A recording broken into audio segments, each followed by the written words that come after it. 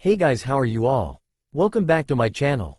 Today we will see what if Naruto removes Uzumaki symbol. If you enjoy, then please like, share and do comments. Naruto couldn't believe what had just happened. Not even an hour ago, he had been betrayed by one of his teachers. Mizuki Teme had tricked him into stealing the village's forbidden scroll, and then tried to kill him and Iruka sensei. He didn't even want to think about the other thing Mizuki had told him about. But now he knew why everyone in the village hated him. He had a demon, the Kyuubi no Kitsune, sealed inside of him. He was relieved that Iruka had told him that he wasn't a demon himself. His world had come crashing down when Mizuki first told him, but Iruka said he believed in Naruto, and Naruto wasn't going to betray the trust Iruka sensei had in him. I'm going to show those villagers that I'm not the Kyuubi. I'll make them acknowledge me. Ibeo. Naruto, how are you feeling? The aging Hokage asked the boy. They had been sitting in the office for half an hour, and the boy hadn't spoken even once. I heard from the hospital a few moments ago. You don't need to worry, Naruto. Iruka is going to be fine. He is? Thank Kami, I was really worried. Naruto let out a breath that he hadn't even realized he'd been holding in. You'll be able to visit him tomorrow morning, Naruto, but for now we really need to talk about what you've been through. Naruto had expected this. He really didn't want to relive what had happened, but he knew he couldn't just imagine it hadn't happened. Just start at the beginning, Naruto. Explain everything that you remember. Naruto let out a sigh before starting. Okay, GG. I was sitting out in front of the academy after I failed my exam again, and watching the other kids show off their hite to their families, when Mizuki sensei came up to me and told me that there was a secret test that would let me pass the exam. Naruto hated himself looking back. He should have known that there wasn't any stupid test, but he just sighed and continued. Anyways, Mizuki Sensei told me that all I had to do to pass was sneak into your office, grab that stupid scroll, and meet up with him in the forest. Now it was the Hokage's turn to sigh. He figured this was how it started. He was disgusted that one of the teachers would abuse the trust of one of his students for something like that. Okay, Naruto, what happened next? Well, Naruto started chuckling. You should remember the next part, GG. I got in here, and knocked you out with my Oiroge no Jutsu. Naruto couldn't help but grin at that. He couldn't believe that the Hokage, the most powerful ninja in the village, had been taken out with his own original anti-pervert technique. As his chuckling stopped, he decided to continue. But anyways, the next thing I did was I grabbed that scroll, and took off. I found my way to where Mizuki Teme said to meet him, but cause he wasn't there yet, I decided to take a look inside the scroll, and saw it was full of jutsu. Naruto, before you continue, I want to tell you that you are hereby forbidden from speaking about how you got the scroll, and I'm also going to have you write everything you know about that technique into the forbidden scroll. You just want to know how to do it yourself, don't you, GG? Naruto accused jokingly, while narrowing his eyes at the old man. No, Naruto, that technique is obviously dangerous, as it was able to defeat me so easily. The fact is that there are a great many talented shinobi in this village that would fall prey to that technique, and as such, I am labeling it a forbidden technique. At this, Naruto cracked a small smirk. I wondered just how many perverts I could use this on to beat. Okay, GG, you win. I'll write it down in the scroll, but I'm not going to never use it again. What happens if I'm fighting some super pervert or something, and that's my best chance for beating him? Fine, Naruto, I won't forbid you from using it, but under no circumstances are you to go around teaching it to people. Now please continue with the story. This caused Naruto to become downcast again as he began speaking again. Okay. Well, I opened the scroll, and the first thing I saw was another stupid clone technique, and because I always sucked at those, I decided to look a bit more. But they all seemed so complicated, I just went back to it, and started trying to learn it. The Hokage's jaw dropped at this, wondering just how far Naruto had managed to get on that jutsu. After all, it was a Jonin-level technique. After a little while, Iruka sensei showed up and started yelling at me for stealing the scroll, and when I told him Mizuki Teme told me about it, he started freaking out. Then all of a sudden Mizuki Teme showed up and started attacking us. Naruto took a deep breath, and seeing that the Hokage was about to interrupt him, he decided to finish the story, because he figured that if he stopped talking, he wouldn't be able to finish telling him the story. So then, Iruka sensei told me to run and get away from the fight, which I did, but pretty soon Mizuki Teme caught up with me again, and he managed to get Iruka sensei with a couple kunai. At this point some tears started to flow from Naruto's eyes, remembering his sensei getting all those wounds protecting him. Then Mizuki Teme told me about the Kyuubi inside of me and called me a demon, and then he said that even Iruka sensei hated me. By this point Naruto was barely holding himself together, as he was gritting his teeth trying to hold back as many tears as he could as he was gripping tightly at his pants. And the next thing I knew, he was throwing one of his giant shuriken at me, and I couldn't even move, but then, Iruka sensei was there, and he got hit in the back with it. He told me that I wasn't a demon, and that the villagers were wrong about me. He told me that I was being a hero, keeping them safe every day just by keeping the Kyuubi inside me. Naruto could no longer hold back the tears, as they began flowing steadily down his face, dripping onto the floor in front of him. Then Mizuki Teme was insulting Iruka sensei, and I couldn't take it anymore, so I used the new technique I learned and created like 1,000 clones, and kicked the Temes. By this point Hiruzen Sarutobi couldn't hold back his shock, an academy student, using the Kage Bunshin, an academy student creating 1,000 clones. He couldn't hold himself back anymore. You learnt the Kage Bunshin no jutsu in one night, and then you made 1,000 clones? That's impossible Naruto, not even the Yondaime learned it that quickie. How did you manage that so easily, and how are you not dead from chakra exhaustion? The Sarutobi was skeptical at the thought of it, a genin, mastering a jonin level technique in under an hour, it was unheard of. Naruto was surprised by the Sandame's reaction. After all, it wasn't that difficult to learn, but upon hearing that he had mastered a jonin level technique, he was pulled out of his depressed slump. He wasn't bouncing around, but he'd probably do that later. Take that everyone, the class, Dobi, mastered a forbidden jonin level technique, and didn't even get in trouble for it. Actually GG, I was kinda shocked how easy it was. I mean I've always sucked at the Academy Bunshin, and no matter how much chakra I pumped into them they'd always turn out sickly, but with these, I barely needed to use any chakra and they turned out awesome. By now Sarutobi's mind was searching for some way to explain this occurrence.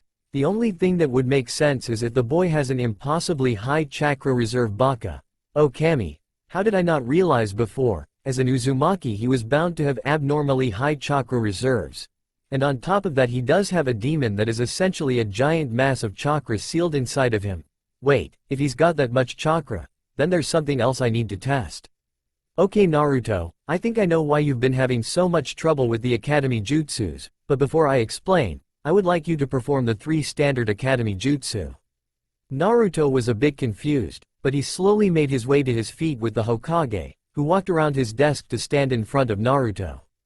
Alright Naruto, I want you to try use the Henge no Jutsu to look like the scroll. Can you do that Naruto? Naruto was surprised he was being asked to do something so simple, so he quickly went through hand signs. Henge no Jutsu. Sarutobi was shocked when the puff of smoke cleared, and he was staring down at an exact duplicate of the village's forbidden scroll. He reached down, and slowly picked up the scroll examining it, with a shocked expression on his face. He placed the scroll back on the ground and asked Naruto to return to normal, and with a puff of smoke Naruto was back. It seems like my suspicions may be correct. Okay Naruto, I would now like you to use the Kawarimi no Jutsu to replace yourself with me. Hiruzen made sure he spoke calmly, so as not to suggest something maybe unusual about his request. Naruto, once again surprised by the odd request, went through the necessary hand signs, Kawarimi no Jutsu. He was once again engulfed in a small puff of smoke, and when the Hokage looked up, he saw Naruto leaning against his desk smiling slightly. Well, that answers that. He was able to switch places with me. The only people able to do that should be the other cages. Very good Naruto, now please, the Bunshin. At this point Naruto began to feel worried. No, why does GG need to see the Bunshin? I've never been able to do that one. Naruto in a very downcast manner, went through the hand seals, Bunshin no Jutsu. To Naruto's dismay, a pair of sickly-looking clones appeared at his feet. Looking thoroughly dejected, he dispelled the clones, and turned to look up at the aging Hokage, surprised to see him with a large smile on his face. Now Naruto, if you would please, show me the Kage Bunshin, just show me how many you can make in this room.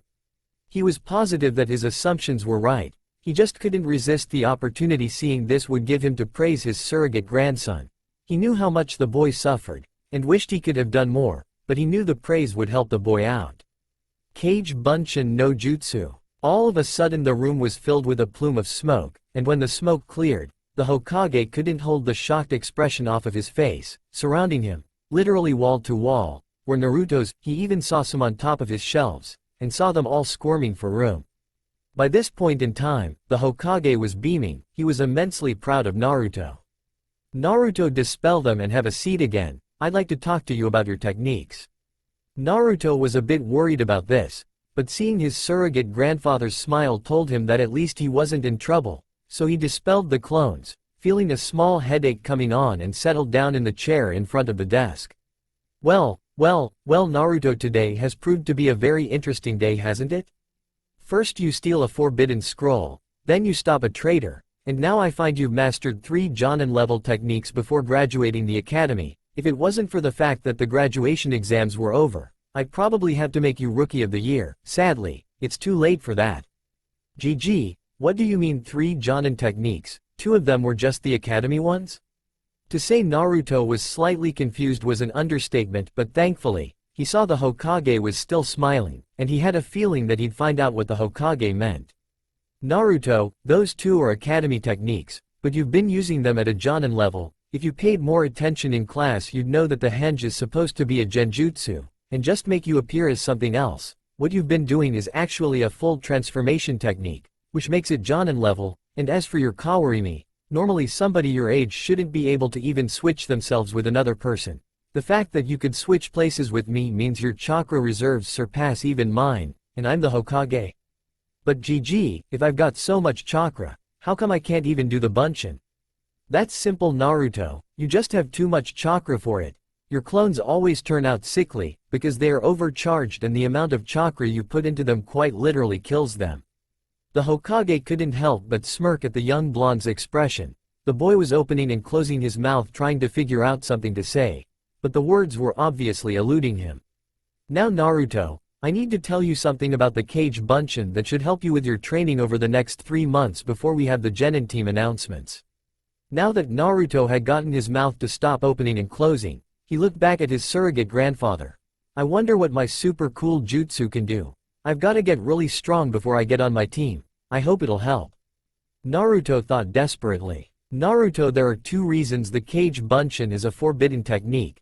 The first being that it requires a lot of chakra to use efficiently. In fact, it requires so much that most shinobi under the rank of Jonin can't even create 2 without passing out from chakra exhaustion. The second is because of the mental and physical stress it causes on the user. Do you mean that's why my head hurts a bit after I use it? GG, 'cause I was wondering about that. Yes Naruto, the Kage Bunshin causes mental stress, because everything your clones experience gets transferred to you. Huh? Sighing slightly at the boy's confusion, he spoke again. Naruto, what I mean is that when your clones learn something you learn it too. And before you interrupt me asking what I mean, let me just give you a demonstration. Kage Bunshin no Jutsu. With that, an exact duplicate appeared next to the Hokage, and the clone instructed Naruto to create a clone as well. Kage Bunshin no Jutsu. Okay Naruto, now our clones are going to step out of the room for a moment and then dispel. I think that'll help you understand what I mean. The Sandaime was smirking at the look of confusion on Naruto's face as he watched the clones leave the room, and a second later, he felt his head tingle. GG, when are we getting that ramen? Wait, how do I know you said you'd buy my ramen? The aging Hokage just stood there waiting for Naruto to figure it out, and after a few minutes, he saw Naruto's face light up. Oh, I get it, so if my clones learn something I can learn it too. Aw man. This is gonna be so awesome, I'm going to get so strong with this stuff. Just you wait old man, I'll get that hat from you sooner than you think. Ibeo. Naruto had a giant grin plastered across his face at the thought of sitting behind the Hokage desk in the robes and hat, and got more and more excited at the idea of being the one handing out orders and having everyone respect him. Meanwhile, the Hokage was chuckling. Well Naruto, I'm sure you will get strong, but before you go running off I've still got more to tell you about the technique. This got Naruto's attention, and he dropped right back into the chair he hadn't even realized he had sat up from. Naruto, the main reason this technique is so dangerous is because each of your clones is technically you, so whatever they experience you experience. But the danger comes from the fact that because they are all you, whenever they dispel, you also get all the exhaustion they've experienced. so it's a very physically draining technique. So as good as it is for training, you have to make sure you give yourself time to heal after using it. And also Naruto, physical training will exhaust your clones. But if you have your clones using weights and everything, it'll tire them out. But you won't get the effects of the weights, so any body conditioning you still have to do yourself. Naruto was a bit downcast at this, knowing that he'd have to be the one running around with weights, but he quickly decided that it didn't matter much, cause he'd just have his clones working on his taijutsu katas, and his ninjutsu, so when he got rid of the clones he'd be way better at everything. Okay, but GG, where can I go to learn more stuff? I mean, most of the academy teachers hated me, and Iruka is in the hospital, so where can I go to learn more stuff? The Hokage sat there for a few minutes, thinking over Naruto's question. He continually cursed the elders of the council forbidding him from giving Naruto his inheritance from the Uzumaki clan. He would have to find some way around that. But the only way that would happen is if Naruto asked him for them first, and with the boy knowing nothing of his clan, that wasn't going to happen, when suddenly an idea popped into his head. Well Naruto, you should head to the shinobi library. They have hundreds of jutsu, though as a genin you'll only be eligible for E and D rank ninjutsu scrolls. But they have scrolls on all sorts of things from taijutsu, to kenjutsu, genjutsu, and even some minor fuinjutsu, and now that you have your Hite 8, it is impossible for them to bar you in trance. There are even the shinobi record inside that will tell you about all the ninja who ever served Konoha. The Sandaime couldn't help but smirk in his mind at this. He knew that Naruto would jump at this opportunity, even if the boy didn't like reading, the thoughts of all those techniques would override his dislike for studying, and with the mention of the shinobi records, the boy would without a doubt search through the records for some sort of family, especially since he told the boy years ago that his parents had been shinobi who died in service of the village. Naruto was in deep thought by now. Maybe the old man is messing with me. I mean, going to the library to get stronger? Sounds crazy. Maybe his age is getting to him. I guess I could send some clones to look as there's any cool stuff there. And maybe the records could tell me something about my parents. I mean GG did say they were shinobi. Okay, I'll go look at the library for some cool techniques. Say old man, what do you think I should look for in the library? Well off the top of my head, I'd say you need to get a book on chakra control, and maybe look into some shinobi tactics, and if you're serious about taking my hat someday, you should look into some history books as well as some of the shinobi laws, because you need to know all that to be Hokage. But GG, that's all so boring. Well then why don't you make your clones do the reading, while you go train? It's all information you should know, so if it's too tedious to do yourself then just send your clones to do it.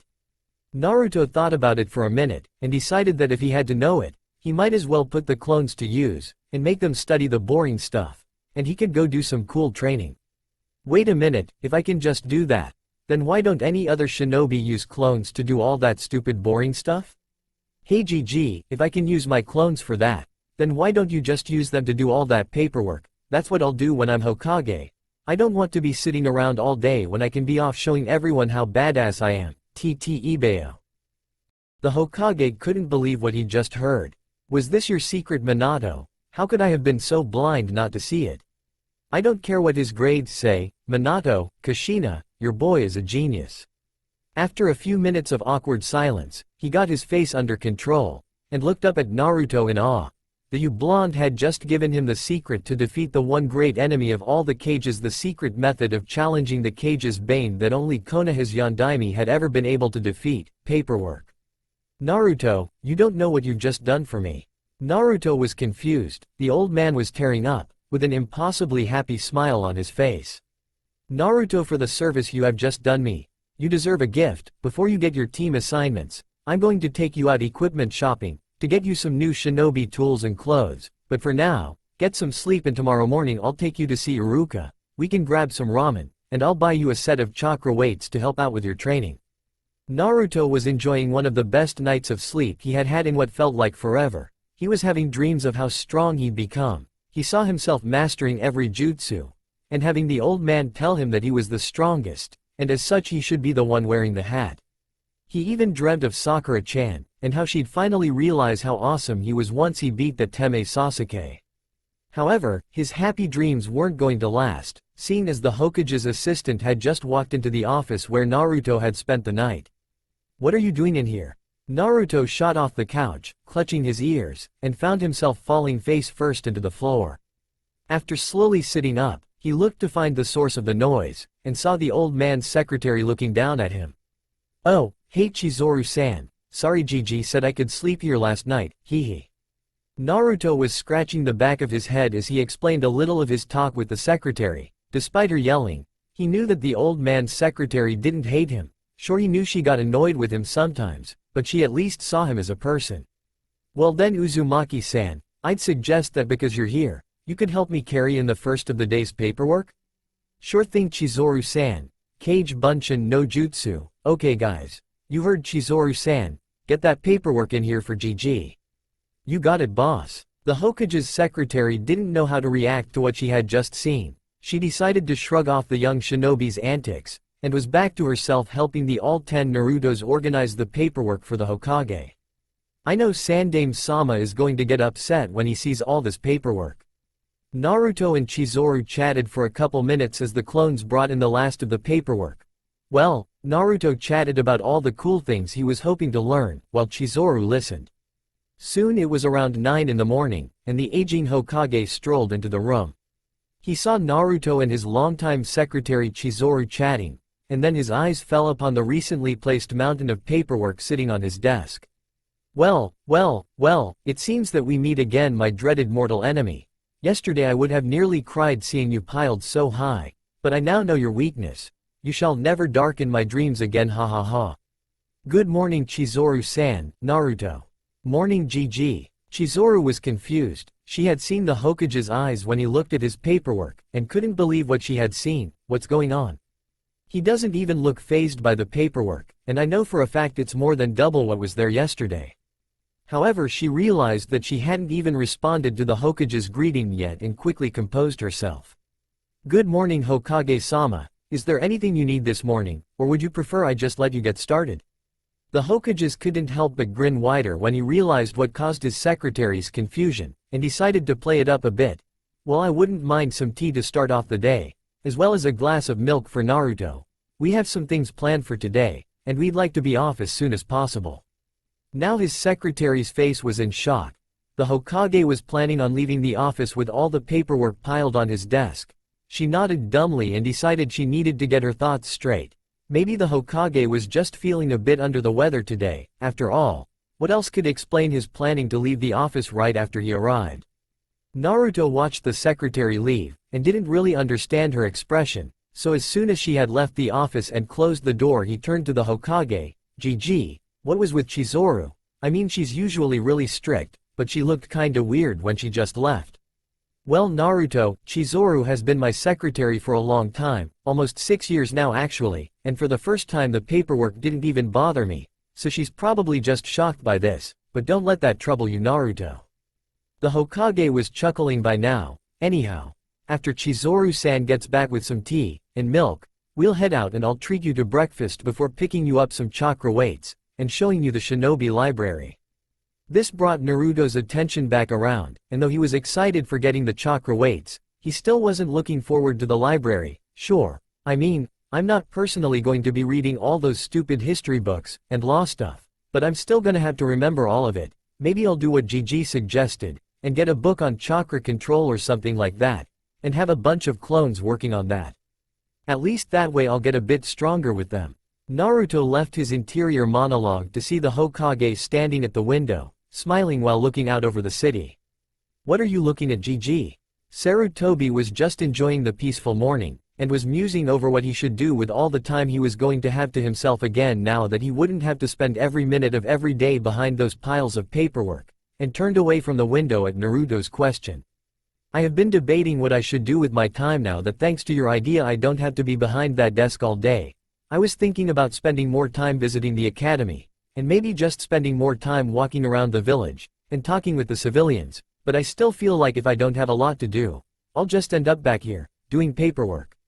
Well GG, why don't you train more then? I mean, I know you're supposed to be the strongest and everything cause you're Hokage, but that doesn't mean you can't get stronger, does it?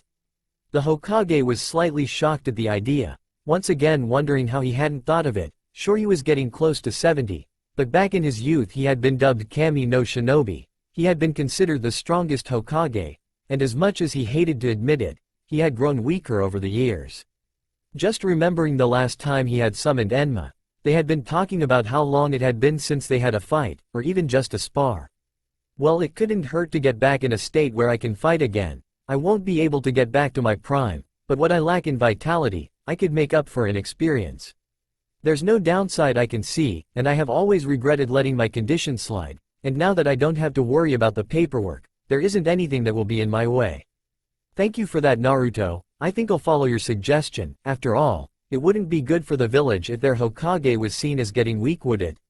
Naruto didn't respond. He just smiled up at his surrogate grandfather, glad that he could be of help again, so they just both turned to the window again, and waited in silence for a few minutes. Being quiet wasn't Naruto's favorite way of spending time, but he decided to use this time to figure out how he wanted to use his clones for the next little while, at least while they were in the library. So the silence continued for several minutes until it was broken by a knock on the office door.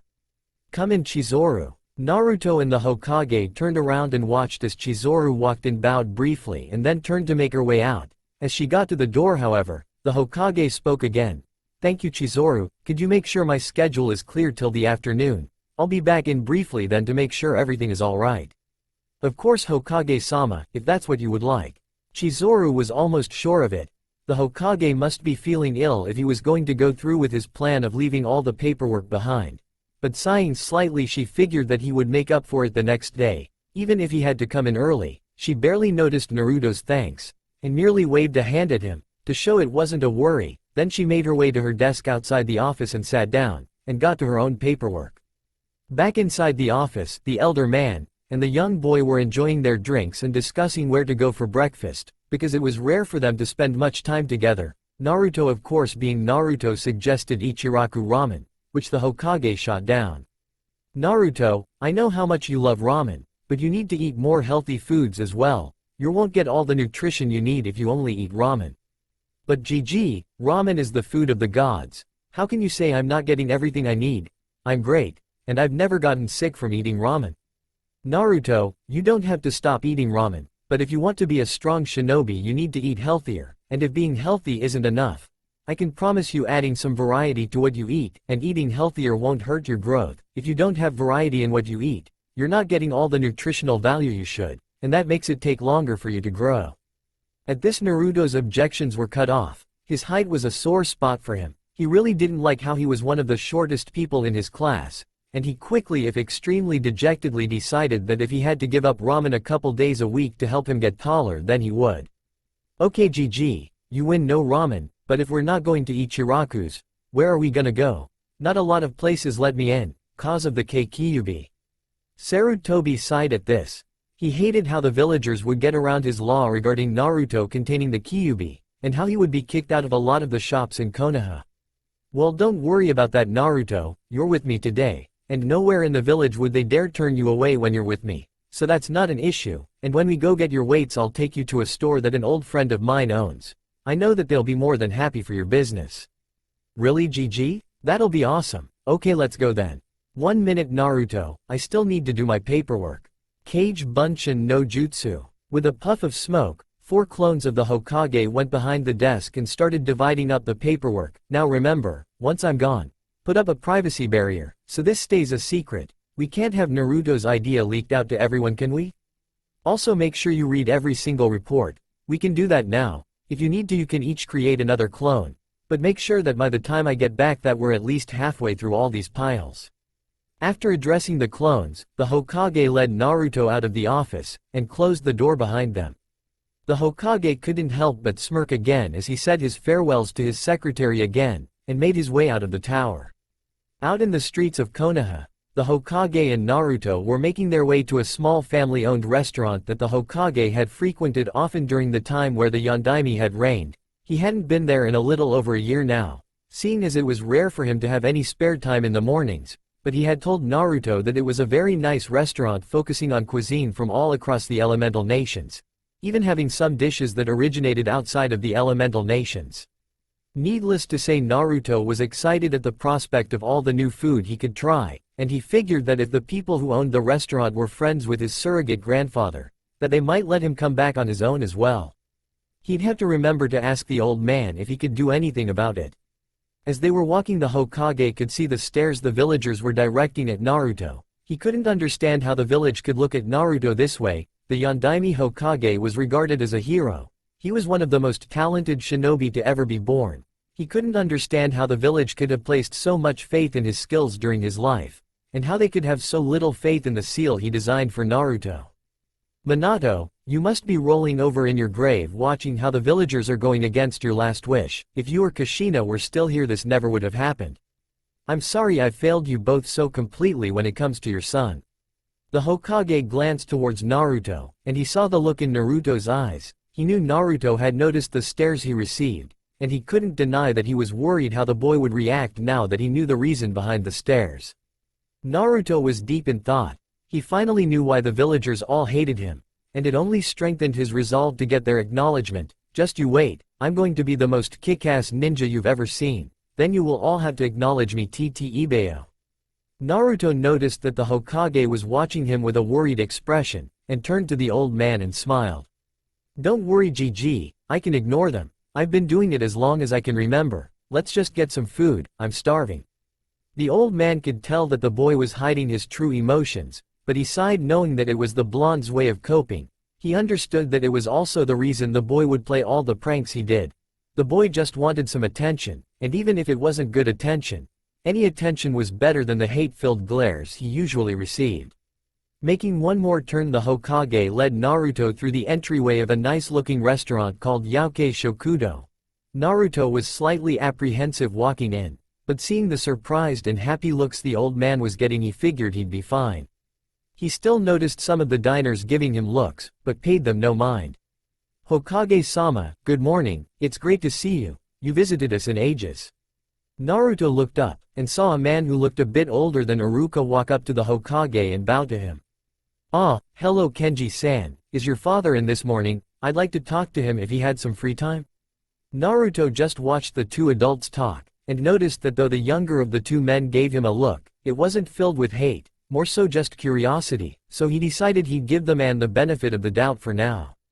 Of course he's here Hokage-sama, I'll go grab him for you, but for now, you and your guest can take a seat, we have a few tables open, so feel free to seat yourself and I'll be right back with my old man. And with a smirk the man was off, and the Hokage was leading Naruto to a table near the front window. Hey GG, who was that? I thought you said an old friend of yours owned this place. That guy was maybe a couple years older than Iruka-sensei? Ah, yes you are right Naruto, that was Yaokei Kenji. His father Rojin owns this restaurant, and don't worry, Rojin-san is almost as old as I am. At this time Naruto noticed the man named Kenji come back out from the back of the restaurant with an old man, who Naruto could only assume was Rojin. Hiruzen, how've you been doing? Naruto was shocked at this. He'd heard a few people call the Hokage by his last name before, but they always used honorifics at least. This guy must be a really old friend to just call the Hokage by his first name. Rojin, it is good to see you, it has been a while. The Hokage was smiling warmly at the other old man. By the way Rojin, Kenji, this is Uzumaki Naruto. I was taking him out for breakfast, and found he'd never been here before, so I took the liberty to bring him along. I've spoken very highly of your food. At this the two men looked at Naruto, and surprising Naruto they smiled at him. Hello Uzumaki-san. I'm Kenji, and this is my father's restaurant. It is nice to meet you Uzumaki-san. Any friend of Hiruzen's is a friend of mine, and is always welcome in my restaurant. Naruto's shock at these greetings were clearly plastered on his face. What? Naruto took a minute to figure out that he was supposed to respond and somewhat shakily turned to the two men. Thanks, it's nice to meet you as well. Still in a state of something near shock, Naruto wasn't paying attention to what the three adults were talking about, until once again Kenji turned back to him. So Uzumaki-san, have you decided what you'd like to have? At this Naruto was slightly shocked. He hadn't even realized he'd opened the menu, he certainly hadn't been reading it. I think Naruto will have the extra large breakfast special. At this Naruto looked up at the Hokage, and slowly nodded. Yeah, sure, I'll have what GG suggested. Could I also get some milk too? Of course Uzumaki-san, I'll be back with your drink in a minute. Your meal will take a little longer, so just ask me if you need anything. Naruto just nodded dumbly again, and started fiddling with his hands.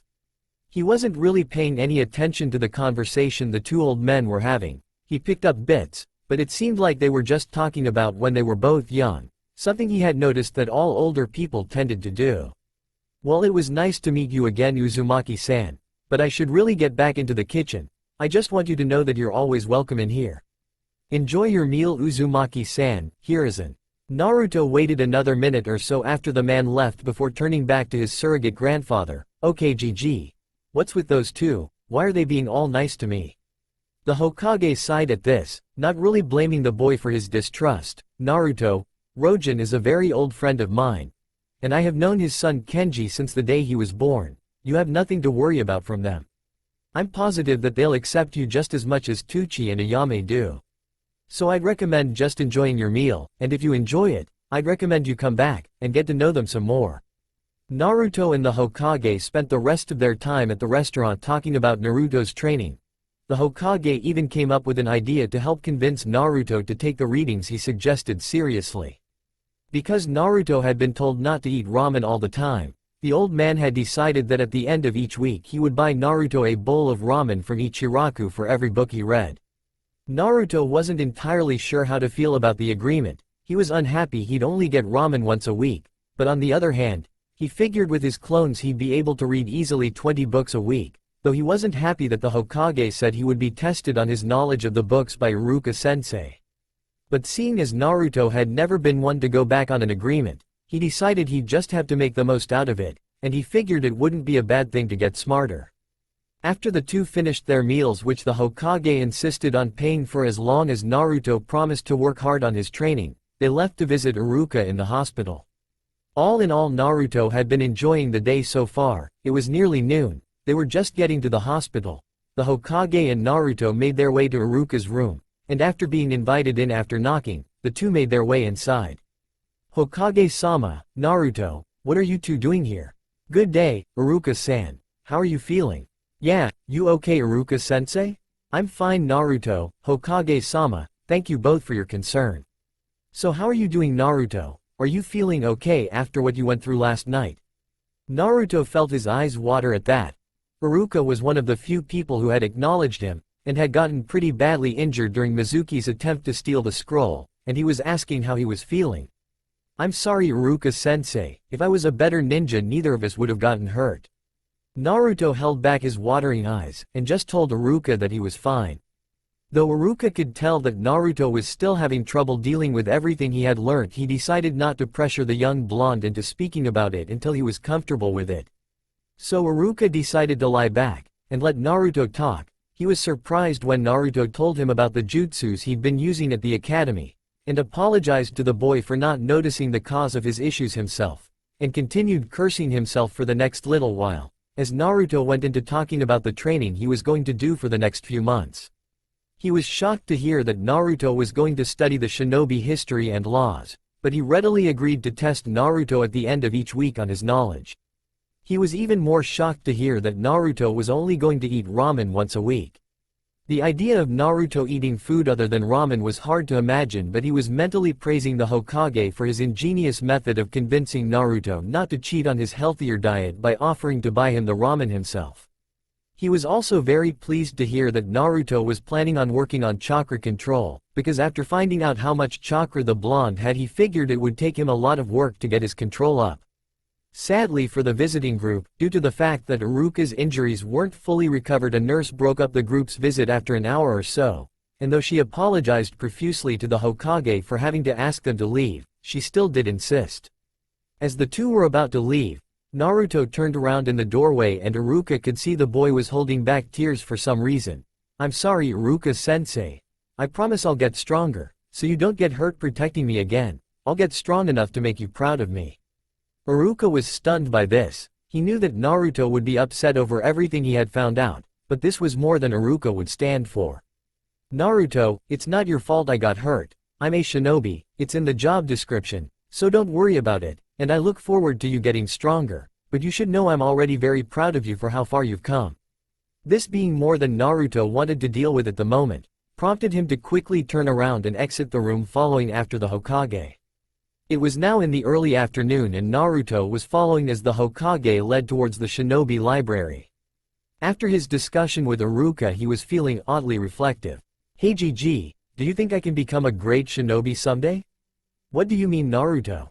Well, if I was really as awesome of a ninja as I say I am, Iruka-sensei wouldn't have gotten hurt, so I am going to have to get stronger so that I'll be able to protect everybody important to me. So do you think I could ever become a great shinobi like the Yondaime? At this the Hokage could only think of how proud the young blonde's parents would be of their son. It seems like Naruto is finally taking his ninja career seriously. Minato, Kushina, you would be so proud of how much your son has grown.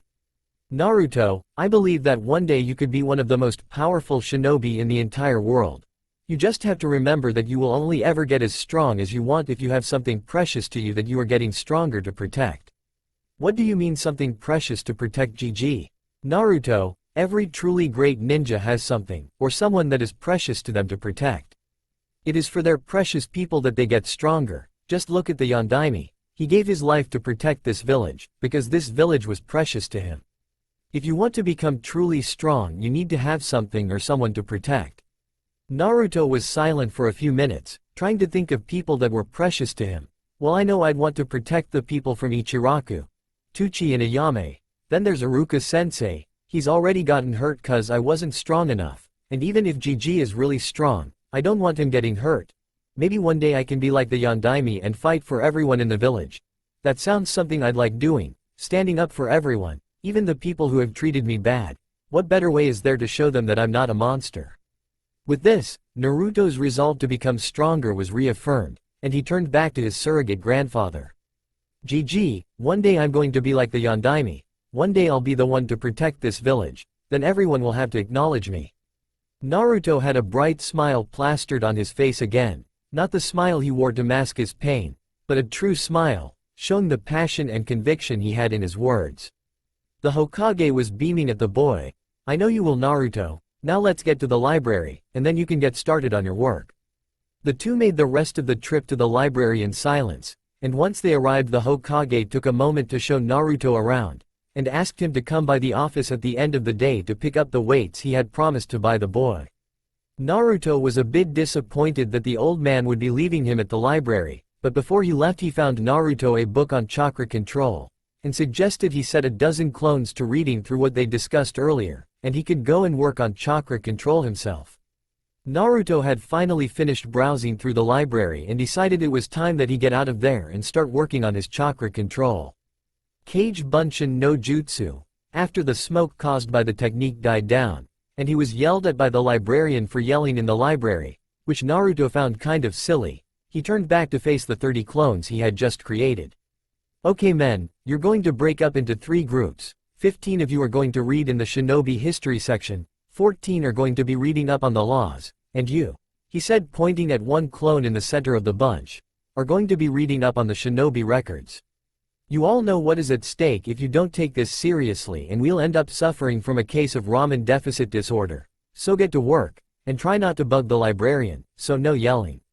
You got it boss. All the clones chanted back in restrained voices.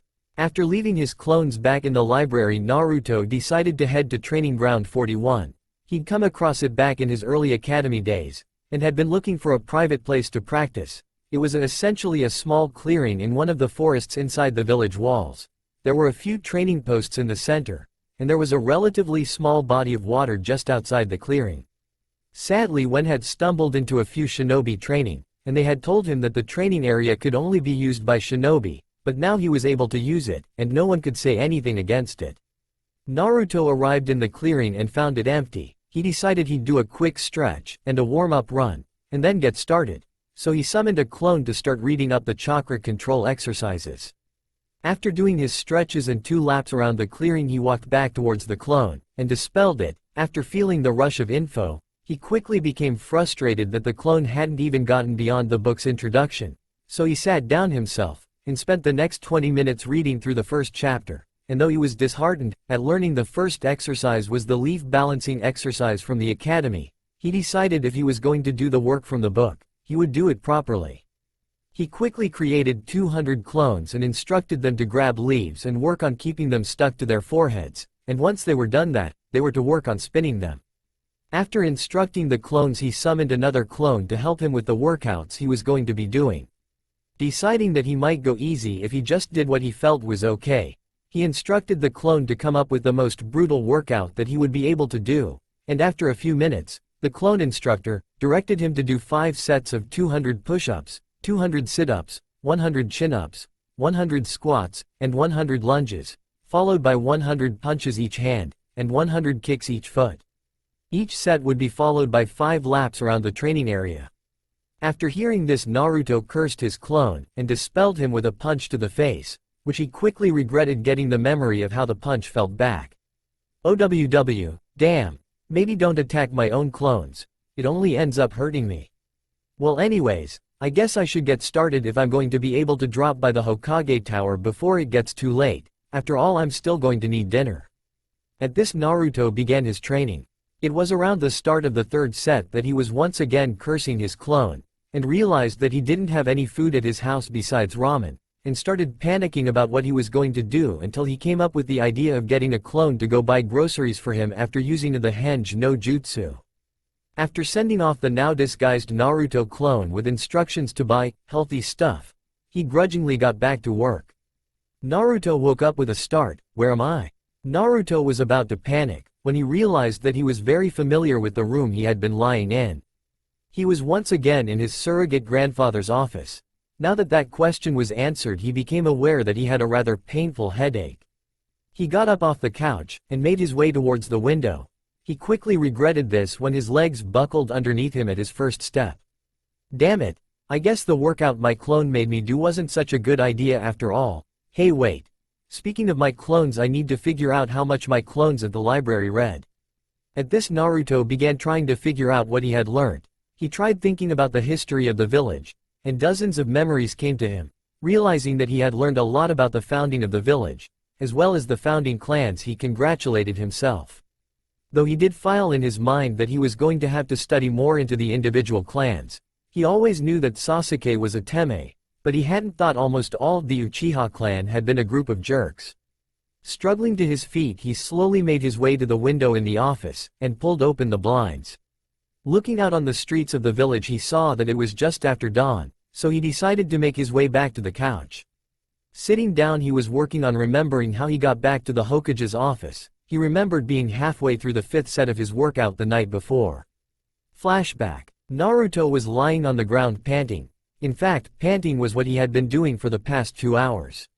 His body was screaming in protest at any of his attempts to move, but he was determined to finish his workout. It was getting dark now, and he was getting worried if he didn't finish up soon the Hokage would leave the office for the night, and he didn't want to make his surrogate grandfather wait for him, so with a loud groan of protest he pushed himself up off the ground, and made his way to finish the workout. He didn't know how he did it, but he finished, and even managed to push through the run. He left the clearing heading towards the Hokage tower, completely forgetting about the clones that were lying around the forest practicing the leaf balancing exercise, and dragged himself to the Hokage tower. It was well after sunset by the time he was climbing up the stairs, and he was in sight of Chizoru's desk, when he remembered his clones at the library, and made the hand sign to dispel them. He thought he heard Chizoru say something when his world went black. Flashback end. As Naruto sat on the couch, he thought back to why the Hokage had told him that the Kage Bunshin was dangerous. Baka, I didn't think about how I get all the exhaustion they get as well. Oh man. I totally didn't even bother thinking about the hundreds of clones that I left back at the training ground when I dispelled them. No wonder I was out.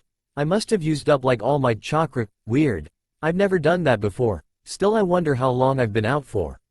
Naruto decided that because his head was still bothering him, he'd lie back down and wait for the Hokage or Chizoru to come by so they could tell him how long he'd been out. He remembered Iruka sensei telling him about how chakra exhaustion could leave you unconscious for more than a week if it was bad enough, and he figured he had a bad case of it. Wait a minute, since when do I remember all of Iruka sensei's boring lectures? I guess I must have read something about it in the books I was reading. Actually, I think I'm going to need to rethink my way of getting my clones to read for me. Judging from how much my head is hurting, I don't think it's a good idea to try and absorb all the things they read at the same time. I guess for now I'll just get them to dispel every time they finish a book. I think that'd work. At this, Naruto allowed himself to drift back off into a dreamless sleep. About 3 hours later, the Hokage was making his way towards his office. He hated leaving Naruto there overnight, but at that time he decided that he'd just let Naruto sleep off his exhaustion in the office. He figured with how quickly Naruto healed, even a case of chakra exhaustion wouldn't keep him down for more than a day. Speaking of days, Hiruzen was looking forward to this one. For the first time in years, he was going to go to his private training ground and start working on honing his skills and trying to get them back to what they once were. He decided he'd spend some time in the office in the early morning in case Naruto woke up early, and then around noon head out himself. He had picked up the chakra weights himself yesterday, but he hadn't given them to the boy because he had been brought into his office by his worried secretary. The Hokage was heading up the staircase thinking about all the paperwork he had gotten through the day before. He couldn't help but congratulate himself, reflecting on how he had finally conquered his nemesis. Unfortunately, he had noticed some severe problems with a lot of the papers brought to him by the civilian council. He was aware that since he had retaken the mantle of Hokage after the Yondaime died sealing the Kyuubi, he had allowed the civilian council to gain more power than they used to have. But upon getting the memories back from all the paperwork, he was shocked to see how bold they had become in the demands they made. He resolved that he was going to remind them that Konohagakure no Sato was a shinobi village, and as such it was essentially a military dictatorship. He was upset that he had allowed himself to become so lax that they could grasp so much power. He told himself that he was going to have to look into the financial matters of the village much more carefully to see just how far they had dared go. They took advantage of my old age, but no more. I will remind them why I was called Kami no Shinobi. They aren't going to get away with this anymore. In fact, I think I'm going to leave behind a dozen clones today, just to ensure that I can read everything they try and demand carefully. I've acted lazily for too long. I'll have to gather as much evidence before I make my move against the civilian council. I just hope Danzo doesn't try and get in my way.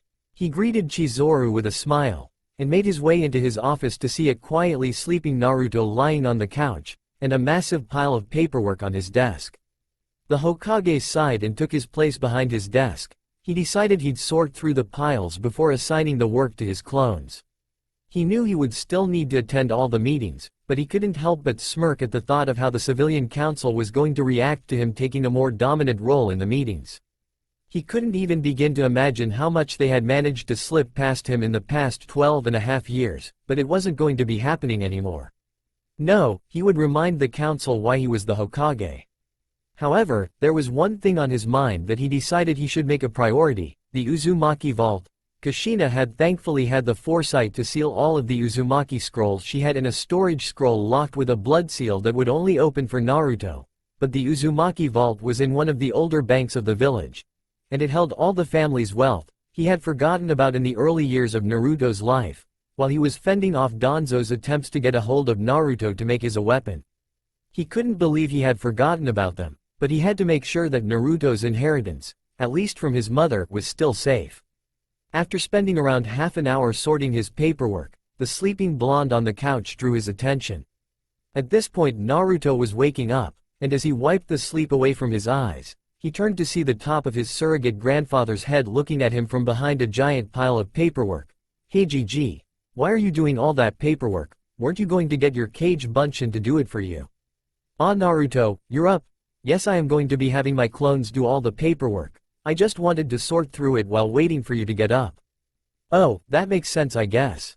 So how long was I out?" Naruto was worried he might have been out for a week, and was worried about losing the time from his training. Thankfully he needn't have worried.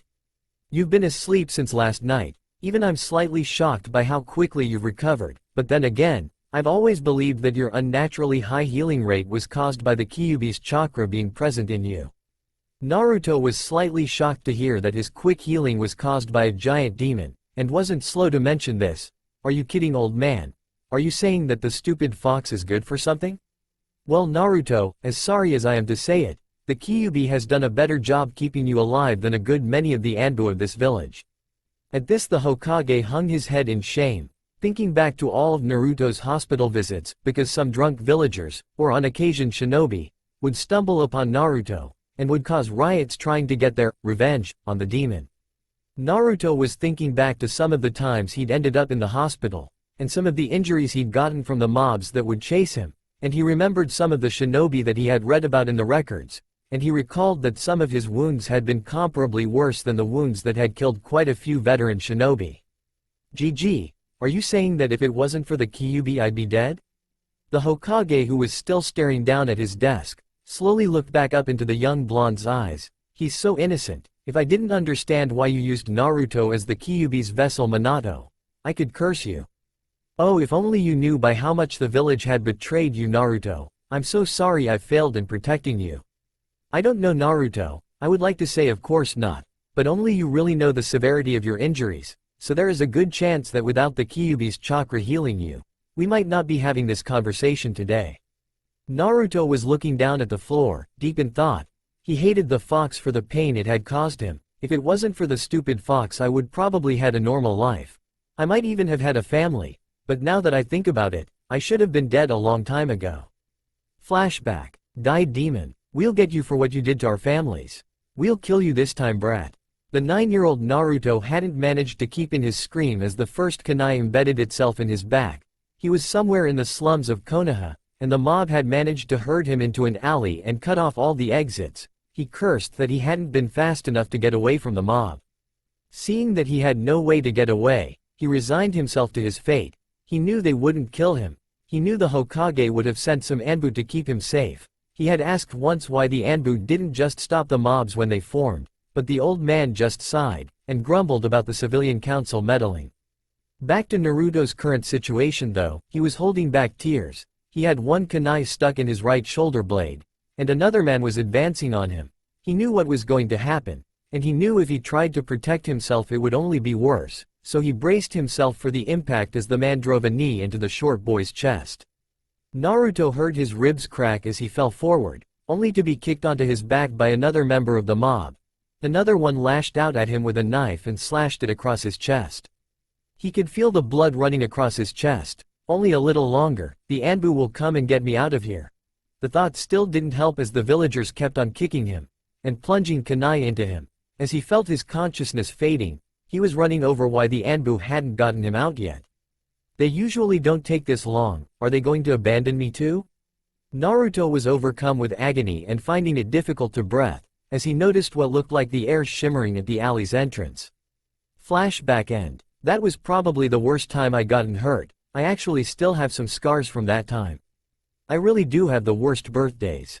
Naruto sighed at the memory. Yeah, my life has been pretty horrible, at least after that GG always had like a dozen Anbu around on my birthday. Naruto looked back up at his surrogate grandfather and smiled sadly.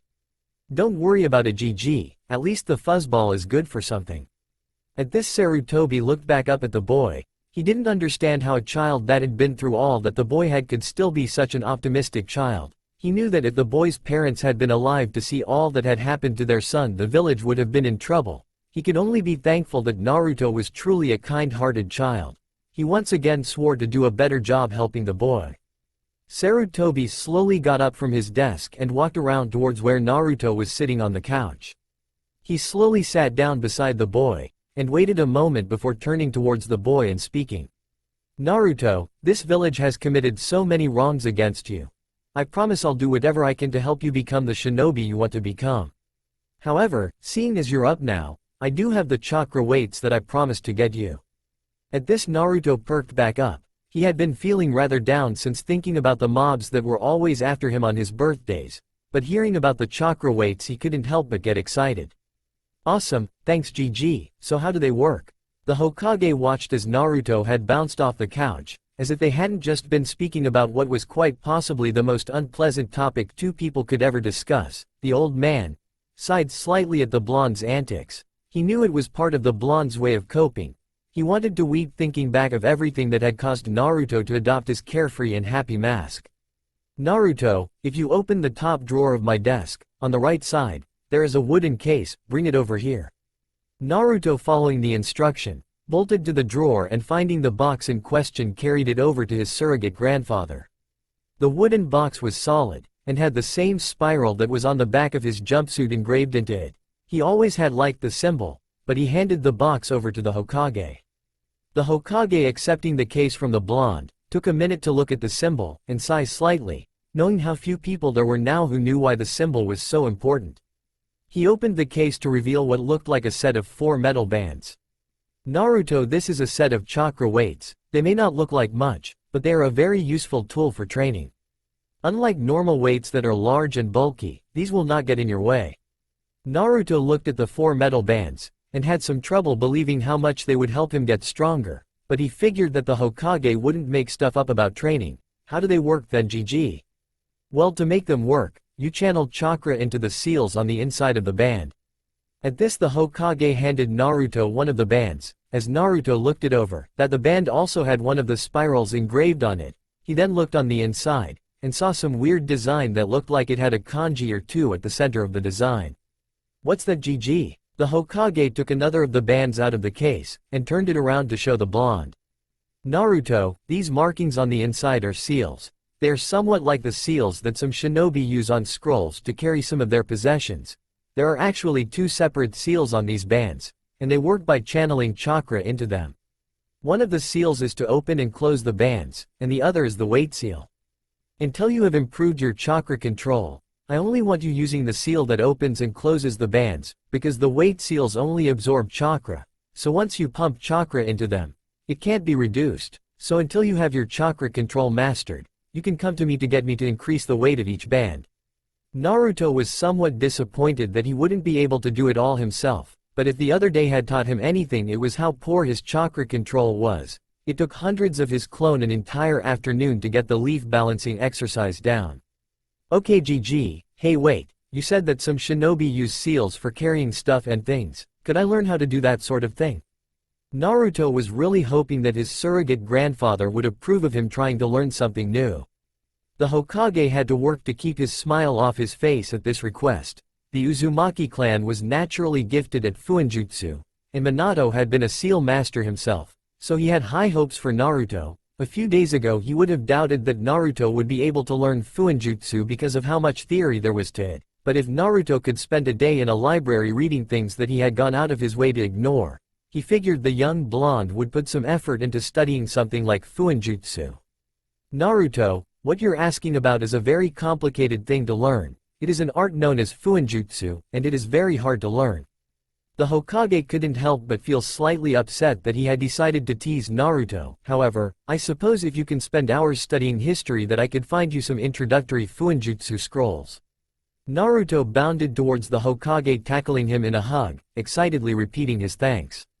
The Hokage smiled at this, and slowly brought Naruto out of his ecstatic state, so that they could continue their discussion about the chakra weights. Naruto, I'll find you some scrolls on Fuinjutsu theory by the end of the week, so you should continue doing the training you've started. Now let's get these weights on, okay? Naruto smiled at this, and looked at his surrogate grandfather. The Hokage smiled a bit, and asked Naruto to hold out his hands.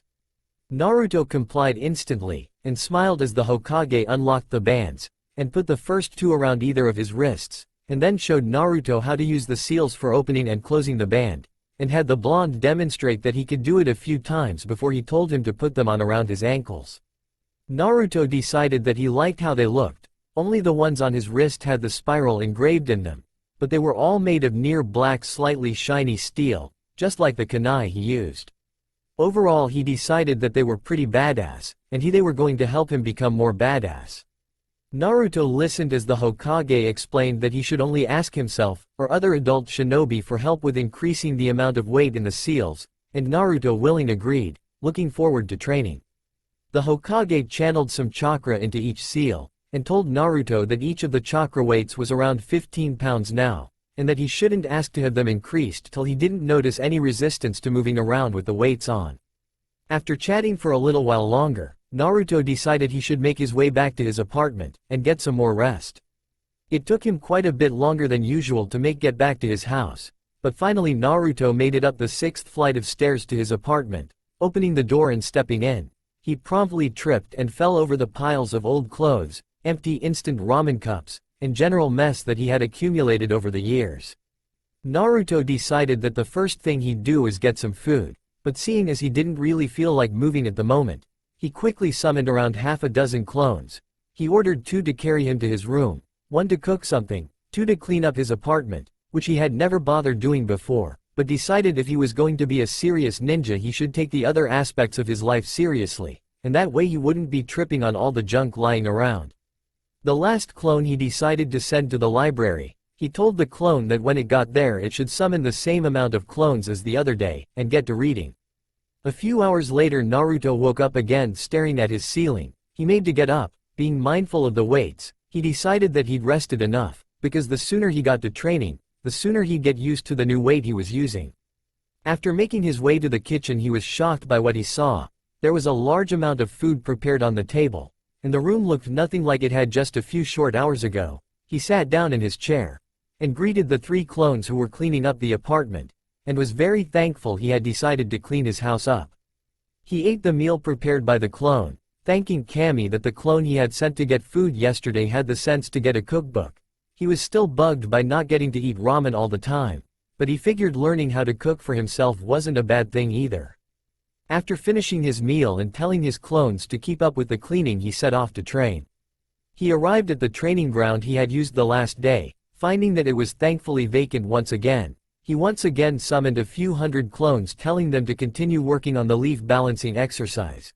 He wanted them to be able to balance them by their stems while spinning them with their chakra by the end of the week, so he was sure he mastered the exercise before moving on to the next one. And he once again summoned a clone to come up with a workout for the day. The next few days were brutal for the young blonde. He becomes slowly convinced he was suffering from ramen deprivation, as well as physical exhaustion from his workouts and mental exhaustion because of the information he would learn from the clones. He had come across some interesting books in his studies, but he still felt sorry for the clones he would send to the library. He was also a little upset with how slow his clones were reading. He knew that they had to read everything thoroughly or he wouldn't get all his ramen, but by this point he wasn't sure if 23 bowls of ramen would last him till the next weekend. Sadly he was out of time for this week, and was making his way towards the Hokage tower. Speaking of the Hokage, Naruto had realized just how bad of an idea it had been to call the Hokage old man. When he had been reading some of the older laws, he found out that being so disrespectful towards the village leader was a punishable offense, and he was increasingly glad that he was as close with the Hokage as he was. He had visited Iruka sensei the following evening, and gotten quizzed on the books he had read, and was slightly shocked that his old sensei was surprised he had read 23 books over the course of the week. He knew he had been a bad student, but he was still a little offended that Iruka hadn't immediately believed that he had read all the books he said. Naruto was by now outside the door of his surrogate grandfather's office, and was looking forward to 2 things, the first of which was he'd be getting some scrolls on Fuinjutsu, and the second was obviously the ramen. The Hokage, unlike Naruto, hadn't had a good week. It had been one issue after the other. He had started training again, and was sorely disappointed in how far his skill had fallen. And if all the work he was putting his body through to work himself back up wasn't enough, he had discovered that the civilian council had managed to steal all the funds from the Uzumaki vaults. 4 members of the civilian council were still unconscious in the hospital due to the pressure of the key he had directed at them and the finance minister would probably never recover. He had very nearly executed the entire civilian council for saying that the funds were appropriated because of the damage the Kyuubi had caused in its attack. He actually had ordered the banking minister to meet with Ibiki for further questioning, but he was never more ashamed of the village as a whole than he had been at that moment. The Uzumaki clan had helped fund the Senju clan when they were founding the village, because the Uzumaki clan and the Senju clan were distantly related. The Uzumaki clan had already settled in Uzu no Kuni before Konoha had been founded, and their lands were rich with precious metals and gems.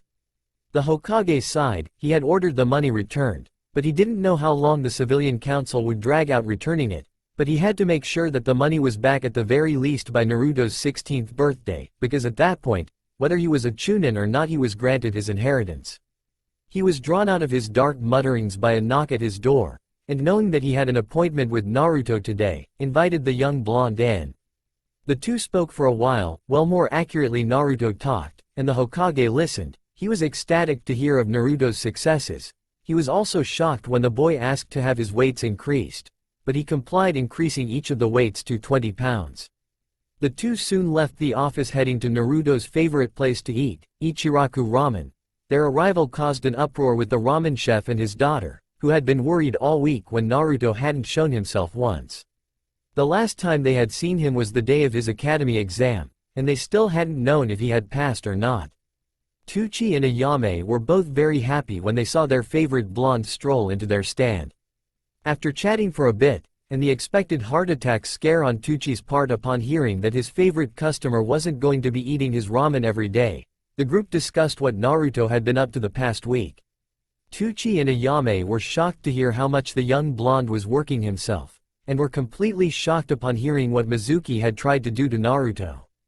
Tucci smiled upon hearing that the Hokage would be buying Naruto ramen weekly though, and he truly believed that using ramen as motivation was a brilliant way to motivate the boy to work on his studies.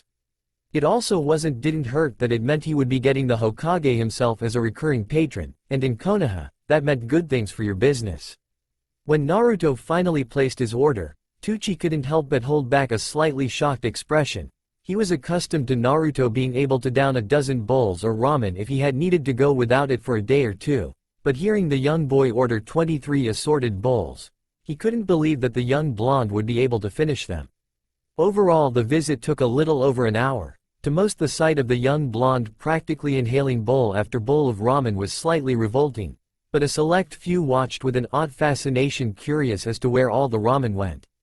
It took till the 20th bowl for Naruto to slow down. He remembered that this would be the only time he would eat ramen for the next 7 days, and decided he would savor the last 3 bowls. When the blonde finally finished off the last bowl, placing it on the precariously high pile, Tucci smirked at his other customers' astonishment. The only one who could have possibly eaten more ramen was a near-starved Akamichi, and even then he figured they would be hard-pressed. The Hokage departed a short while after Naruto finished eating. He would have loved to spend more time with his surrogate grandson, but he himself had work to do, and even with his clones handling all his old paperwork, he still had meetings to attend, and training to do, so after warning Naruto not to overdo it with his training, he made his way out. Naruto left shortly after that, saying that he'd see Tucci and Ayame next week, nearly bursting into tears of the thought of having to go so long without ramen. And seeing the young boy's distress, Tucci offered Naruto a bowl to take with him, to which shockingly the blonde refused. He said even though he didn't like it, he had promised the old man that he would only eat ramen once a week, and only when the Hokage bought it. Naruto made his way back to his apartment, deciding he'd take today easy, so that he'd be able to get used to the added weight he had on. On his trip back home, he was thinking back over some of the things he had learned in the past week. Flashback. Naruto had just mastered the leaf exercise, and could now balance the leaf on his forehead only using its stem, and he had finally gotten down the more refined chakra control to rotate it. He had been making his way to drop off his rent, and had decided he'd give the rent to the man who owned the apartment in person. So he was shocked when he waited outside the door for 10 minutes after knocking before he finally realized that the hinges on the door looked like they were rusted shut. Naruto let his curiosity get the best of him, and decided to sneak in through one of the windows, and found that the place was covered in dust. There had been some old furniture there, left as if forgotten, but upon exploring the apartment, he was shocked to see that behind the door was a small pile of the envelopes he delivered every month as his rent. He noticed that there were 3 years' worth of rent in the pile, and he tried to remember the last time he had seen anybody in the complex. Sadly, he couldn't remember seeing anyone in the building since he was 9, so he cursed his poor observations, took the pile of money he had slowly accumulated in the empty apartment, and created a few clones to search the rest of the complex. He found all the apartments in a similar condition to the first one he searched, aside for the apartment on the 9th floor, being the top floor of the apartment. He assumed it had once been used by some rich people, because the apartment on the top floor was a suite that took up the entire 9th level. He was shocked that anybody needed that much room, but he figured rich people probably had that much space just to show off. Flashback end. Naruto arrived back at his apartment. He had debated taking residence in the huge apartment on the top floor, but he figured it was just more empty space. However, he didn't feel bad about moving to one of the apartments in the building that had a slightly bigger kitchen and living room. He had found that apparently only the hot water in his apartment didn't work, so he moved to one of the other apartments on his floor. He had also taken the liberty of borrowing some of the furniture from the apartment on the top floor. He figured if it was just going to sit there, someone should make use of it. He made his way to the couch in his living room and relaxed. He drifted back off into sleep looking forward to training, and faded into dreams of him swimming through lakes filled with ramen. Naruto woke up a few hours later, and created a clone to quickly cook something. He decided to do push-ups while waiting for his meal to be prepared, and was at around 500 by the time the clone dispelled, letting him know that the food was done. He quickly ate, and decided that he would visit Iruka-sensei in the hospital. He's probably bored out of his mind. It's good he's able to leave in a couple days. I'll ask him to get ramen with me and GG next week. It had been a month since the incident with the Forbidden Scroll, and Naruto was shocked at how much he had changed. He was faster, smarter, stronger, and even slightly more mature. He looked over the past month with a sense of pride. He had gotten so much stronger than he was before, and he had essentially done it on his own. He had asked for some pointers from his surrogate grandfather, or Iruka-sensei, if he needed help with some of his training, but he'd been doing the work himself. Naruto was currently lying on top of the Hokage monument staring up at the night sky. He never knew why he was drawn to sitting on the Yondaimi's head, but the man was his idol after all, even if he had sealed the stupid fox inside him. It had been a long day of training for our young blonde, and he was just taking some time to rest. He lifted his arms above his head in a stretch, and smiled at the resistance he felt. He had gone against the Hokage's advice and increased each of his weights by 10 pounds. Yesterday instead of the usual 5, and was proud he wasn't finding it too difficult to get used to the new weight. He had spent the last month reading through all the shinobi history of the village, and he was pleased to say that the Hokage had agreed that anything more he read about their village's history was redundant by this point, seeing as he would only be going over it from different perspectives, so he had instructed Naruto to learn about the history of the other shinobi villages. He had decided he'd read about the villages that were allied with Konoha first, and decided that he'd start reading up on the founding of Sanokagure tomorrow. He had read about a lot of smaller villages in passing, and was looking forward to reading about them too. He had also read in a few of the histories about a village called Uzumaki, the village hidden in the whirling tides. Apparently the village had been an ally of Konoha, but had been destroyed in the Second Shinobi War, and was now nothing more than ruins. He figured that the best way to go about his reading to keep himself from getting everything he learned confused would be to study the different villages one at a time. So he would only study the destroyed villages, after he had built up a good knowledge on the ones that were still around, and could pose a threat to his home today. Naruto was also looking forward to when he'd be able to go out on missions and see the other villages. He had decided he wanted to see the ruins of Uzumaki, and had made a mental note to ask his GG if when he was a bit older if he would be allowed to go and visit the place. The blonde pushed himself up off the Yondaimi's head, and slowly stood up.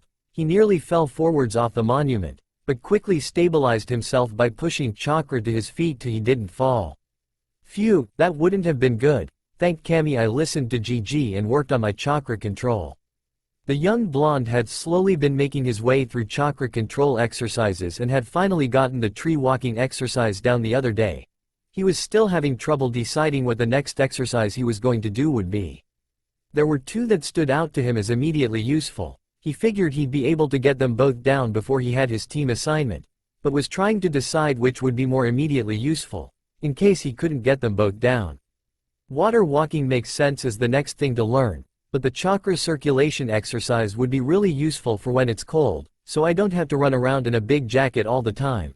Well, if GG is gonna buy me some new shinobi gear, I know I'm going to have to tone down the orange. As much as orange is a kick-ass color, it really isn't the smartest thing for a shinobi to wear. Naruto was laughing at himself while he was making his way back towards his apartment. He was looking around when he felt someone watching him, and quickly turned to look towards one of the rooftops, and saw an Anbu shift out of sight. Just you wait, Anbu-san. At this the young blonde had a slightly sinister grin etched across his face. He had initially intended his painting the Hokage monument to be his last big prank that would be forever remembered, but recently he had gotten an idea to work on something. He came up with his idea, and knew that it would be his crowning achievement in the pranking world. If he succeeded pulling it off, he might make enemies of some of the less good-natured Anbu, but he figured pulling off this prank would also show him just how far he had gotten in his stealth training.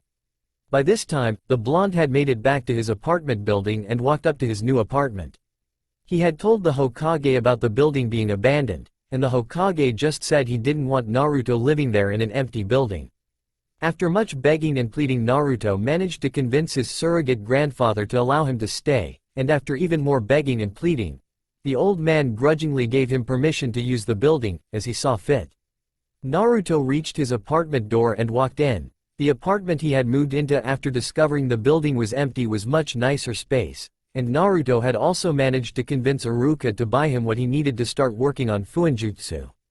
After getting the Fuinjutsu scrolls from the Hokage, Naruto had delved into it, and was shocked to find that he had trouble turning away from the scrolls. It took Naruto 2 days to get through the set of scrolls his surrogate grandfather had given him, and he spent the rest of the week rereading them to ensure he had everything memorized. The scrolls hadn't had any actual seals in them. They were all about the theory behind Fuinjutsu. The second week he got some scrolls on all the different types of seals, and finally the other day, he had gotten some instructing scrolls on how to create seals. After getting all the theory down, Naruto had been anxious to try them out, and decided to make a simple storage seal. It took him 8 ruined scrolls, but he finally managed to get the formula right for creating a storage seal.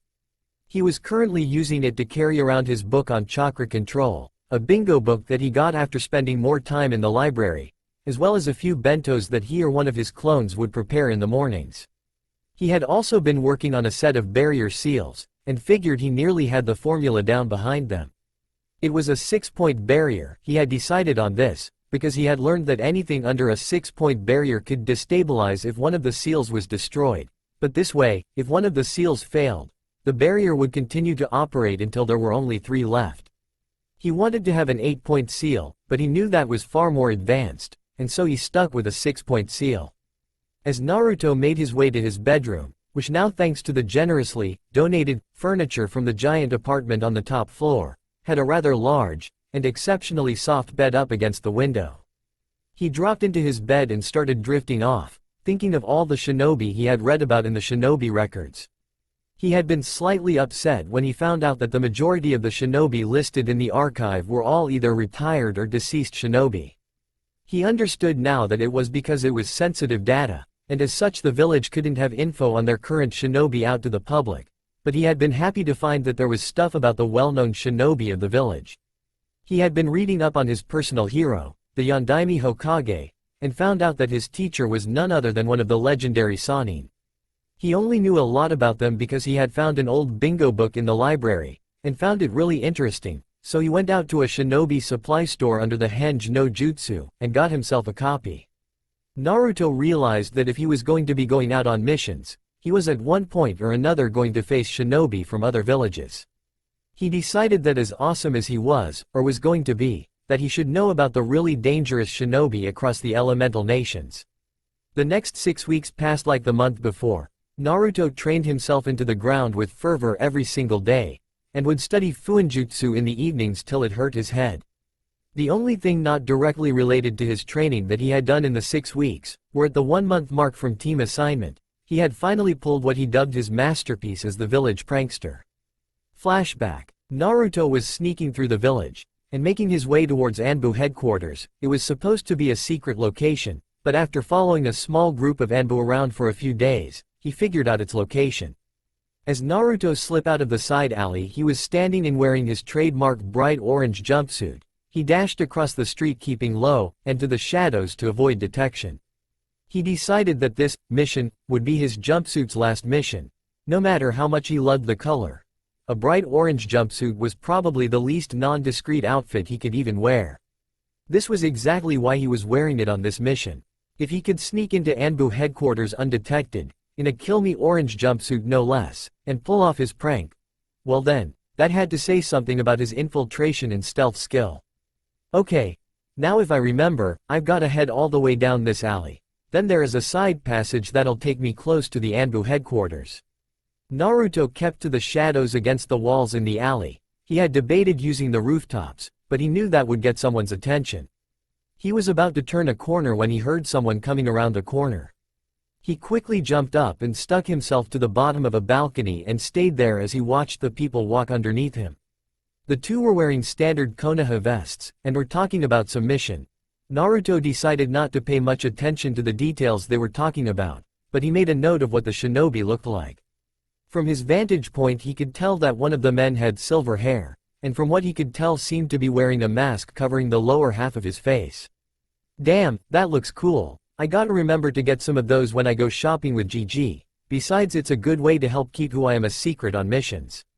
The other man looked like an older Shikamaru to Naruto, so he figured the second man was his infamously lazy classmate's father. He stayed in his hiding place until the two men passed him. He waited a few minutes to ensure that they were gone before he dropped back down to the ground. Moving quickly, he rounded the corner and saw his target. The Anbu headquarters weren't anything like one would expect. The building seemed to have been designed to be the most plain and unimportant looking building imaginable. It appeared to be a small 4-story apartment complex, but Naruto knew that the Anbu headquarters also had a substantial underground section, so he moved towards the building. Naruto had already visited the building once, so he knew how he was going to get inside. He quickly made his way around to the back of the building, and started making his way up the drain pipe.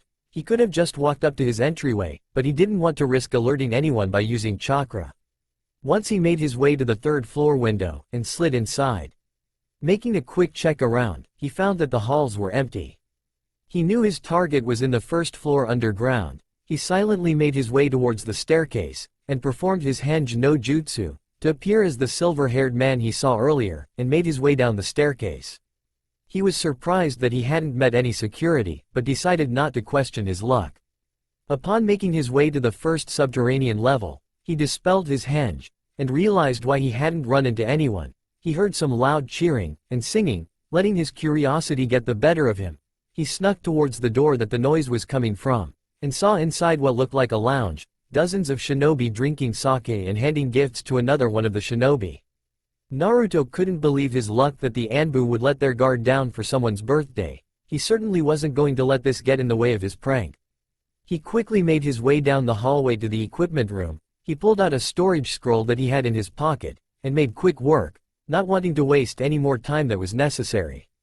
Hee, I can't wait to see them tomorrow morning. I so gotta hear it when they try to explain this to GG. With that last thought, the young blonde retraced his steps, and made his way out of the building. I can't believe that I got away with that. I mean, wow. Those are our elite shinobi, they won't know what hit them. Unable to hold back his laughter, the blonde let out a small chuckle as he launched himself out of the 3rd floor window. He didn't even mind if someone noticed the chakra he used. He had to get back to his apartment before he woke up the village with his laughter. Little did Naruto know that one person saw his escape. The same silver-haired shinobi from earlier that evening. The man didn't know what the blonde had done, but he had a feeling he should stop by the Hokage's office in the morning. The Sandaime Hokage woke up the following morning feeling anxious. He wasn't sure what caused it, but he knew that today was going to be a long day. Naruto, I hope you don't have anything to do with what's wrong. Oh, how wrong he was. The next day, feeling like he should find out the issue as soon as possible, he left for his office early. When he arrived, he was shocked to find several Anbu stationed outside his office doorway, waiting for him to arrive. It wasn't odd for the Anbu to be in his office. After all, he almost always had several hidden inside his office in case of intruders, but since he had taken to training more and having his clones do the paperwork, he had removed those Anbu. He didn't want his new method of dealing with paperwork to be leaked after all. Sarutobi also noticed something else odd about the Anbu. They were all wearing large hooded cloaks over their uniforms that went all the way to the floor, completely obscuring their uniforms. Putting off that for the moment, he quickly walked into his office, and sat behind his desk. Sighing and rubbing the bridge of his nose, he turned to the Anbu who was currently in charge. Neko, report. Why are you all concealing your uniforms? There was a noticeably awkward pause while the 4 Anbu looked at each other. Finally, the one identified as Neko spoke. Hokage-sama, we have reason to believe Anbu headquarters was infiltrated, either late last evening, or early this morning. What? How could this happen? What was the damage? The Hokage was absolutely shocked. Who could have broken into his elite shinobi's headquarters? That was a huge problem. If someone could get in once, then they could do it again, and there was no telling how much damage they might have done to the village.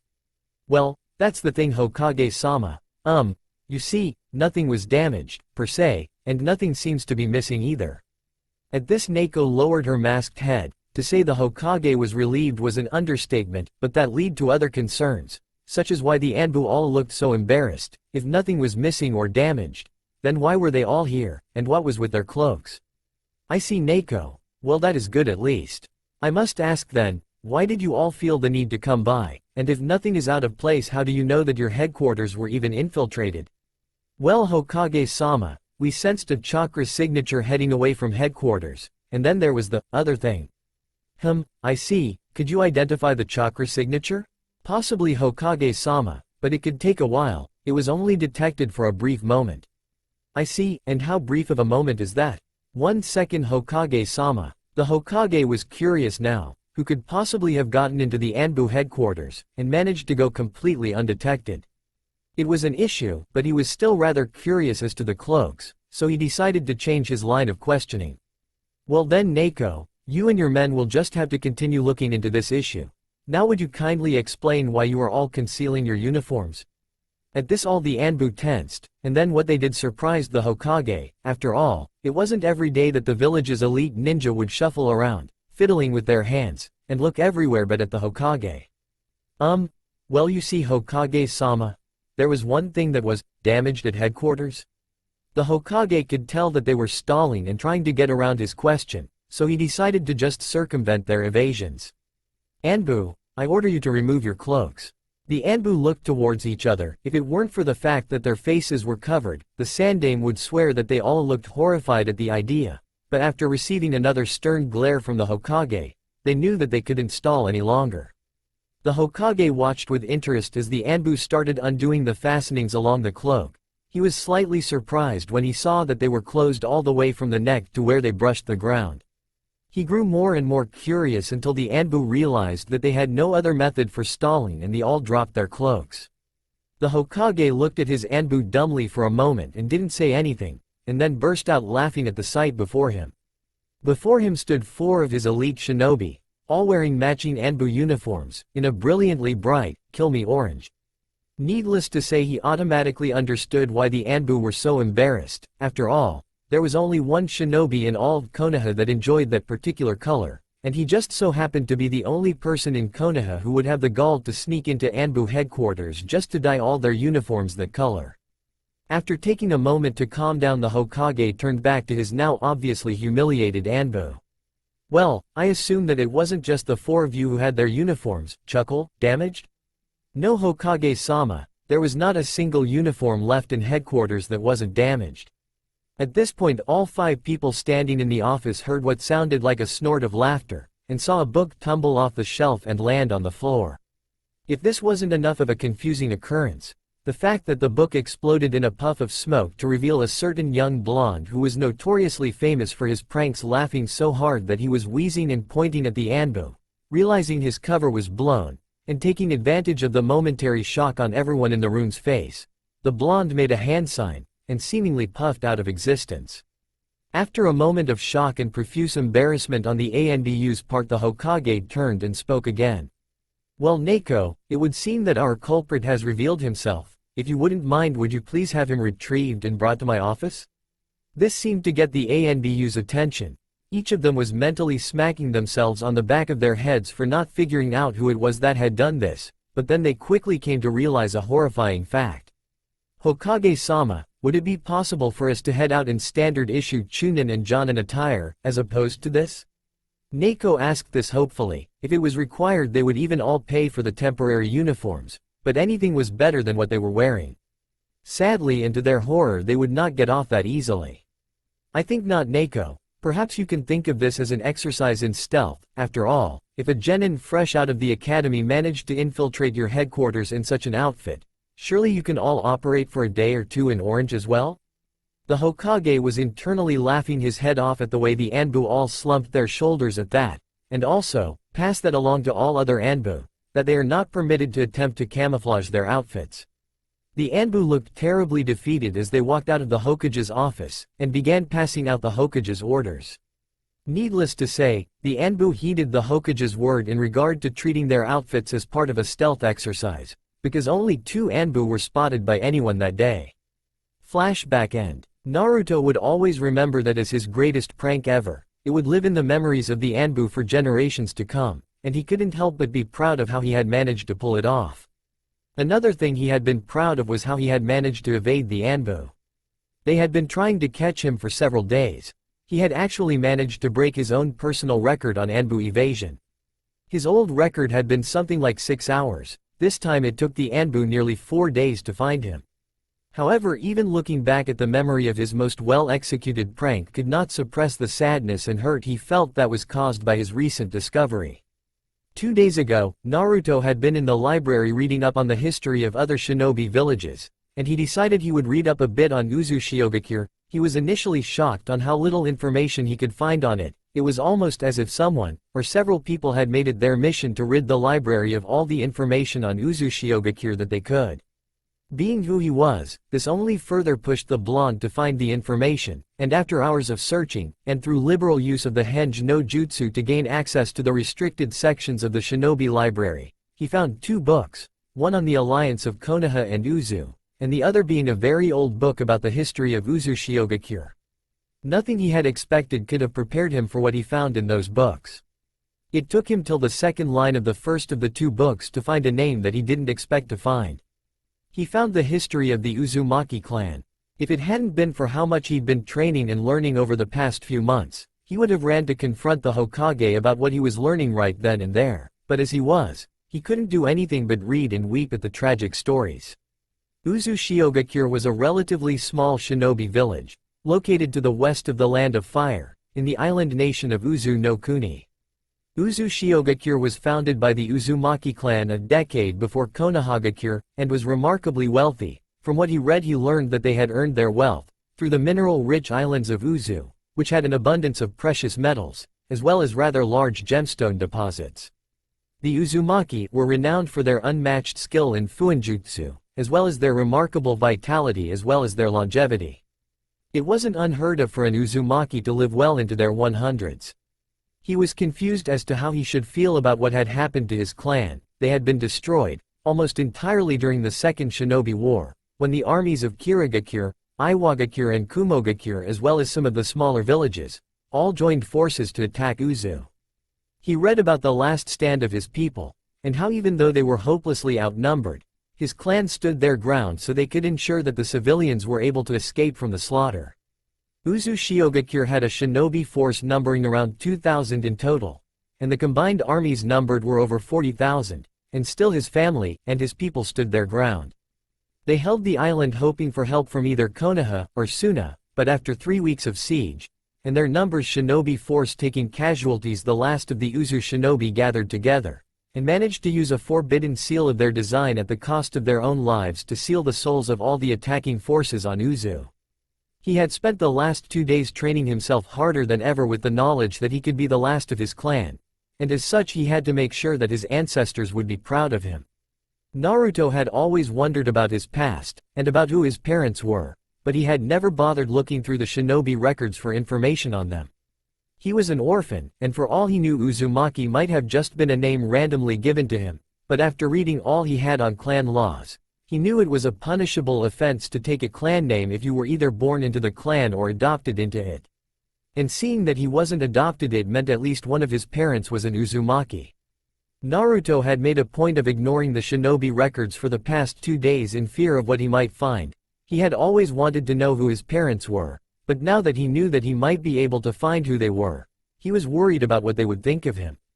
He was worried he might not be able to live up to their legacies.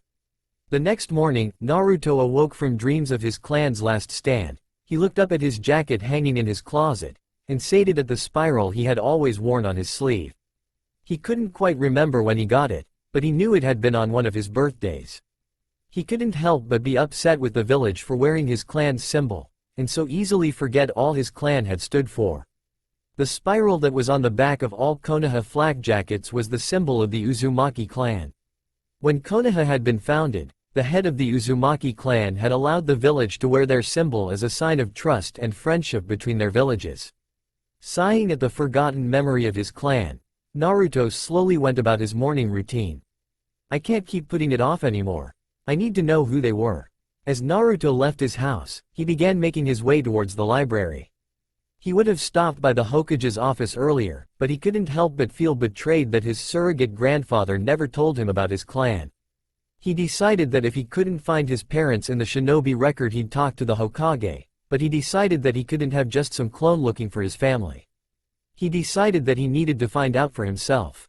He made his way into the library, greeting the receptionist, and barely receiving any hostility from her. He had been coming here for the past 2.5 months after all, so he wasn't an entirely unwelcome sight. He learned that the head librarian didn't care who he was as long as he treated the books he read with respect, and he kept quiet. Making his way up a few staircases, he headed to where the records were kept. He was still apprehensive about what he might find, but he decided he couldn't let his worry get in his way. He quickly scanned through the records, finding the clan section. He hadn't bothered looking through clans, because he didn't know he had belonged to one. Scrolling through, he saw a lot of names he recognized as the names of his classmates, as well as some he wasn't too familiar with. He saw the Aburame, the Akamichi, the Hitaki, the Hyuga, the Inazaka, the Kurama, the Nara, the Sarutobi, the Senju, the Shimura, the Uchiha and the Yamanaka clan. He was instantly disheartened that his clan wasn't even listed here, but he decided that because they weren't officially a clan of Konoha, maybe they would just be in the main record. Sighing, he moved to a long row of drawers and searched through it. He was once again upset that the record had the shinobi listed based on the day of their death, so he spent a few minutes trying to figure out when his parents could have passed away. He in a matter of moments came to the conclusion that because he was born on the night of the Kyuubi attack, then at least his mother had to be alive all the time before then. He sighed as the moved to the 2 drawers set apart labeled for the Kyuubi attack. Naruto spent hours going through the drawers. He couldn't help but feel responsible for every name he read. He felt sad to think that all that was left of all these shinobi who had died defending their village was a 4 inches by 6 inches card that had their information listed on it. He had been going through the records almost the entire day now, and it was getting near sunset when he realized he was coming near the end. Over the past hour or so, he had begun thinking that maybe what the villagers told him about his mother abandoning him had been right. If she wasn't in the records, then she must have abandoned him. As he was flipping through the final 20 cards, he noticed something that looked odd. He flipped back to the card in question, and stared at the name again. He was having a hard time making out what it said, because it looked like someone had spilt something over the card. Getting upset at that, Naruto pulled out a spare scroll that he had with him, and set the card on top of it. He wasn't sure if using his chakra to transfer the writing would work properly with something like this, but that was how you transferred seals from scrolls to other tools. Setting the card gently on the scroll, he placed his hands over top of it, and slowly began channeling his chakra through it.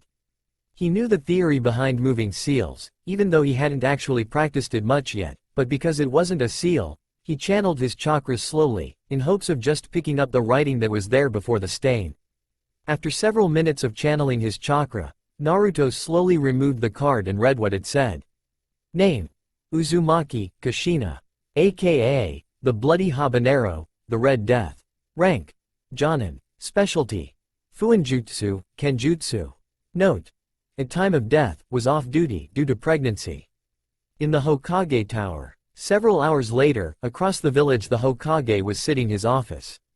He had been worried about Naruto not having come by his office today, and so he had asked Kakashi to summon the boy. He knew it wasn't the best use of his arguably most skilled Jonin, but he figured it would give Naruto a chance to meet his soon-to-be sensei a little early. It was worrying him now because he had sent Kakashi off over 3 hours ago. Sadly, this was when Kakashi came flying through his office window panting. Kakashi, what is it? Where is Naruto? The silver-haired masked shinobi looked up at the Hokage and could only answer with one word. Gone. The Sandaime Hokage looked across his office at the panting figure of Hitaki Kakashi, and could barely form a coherent sentence.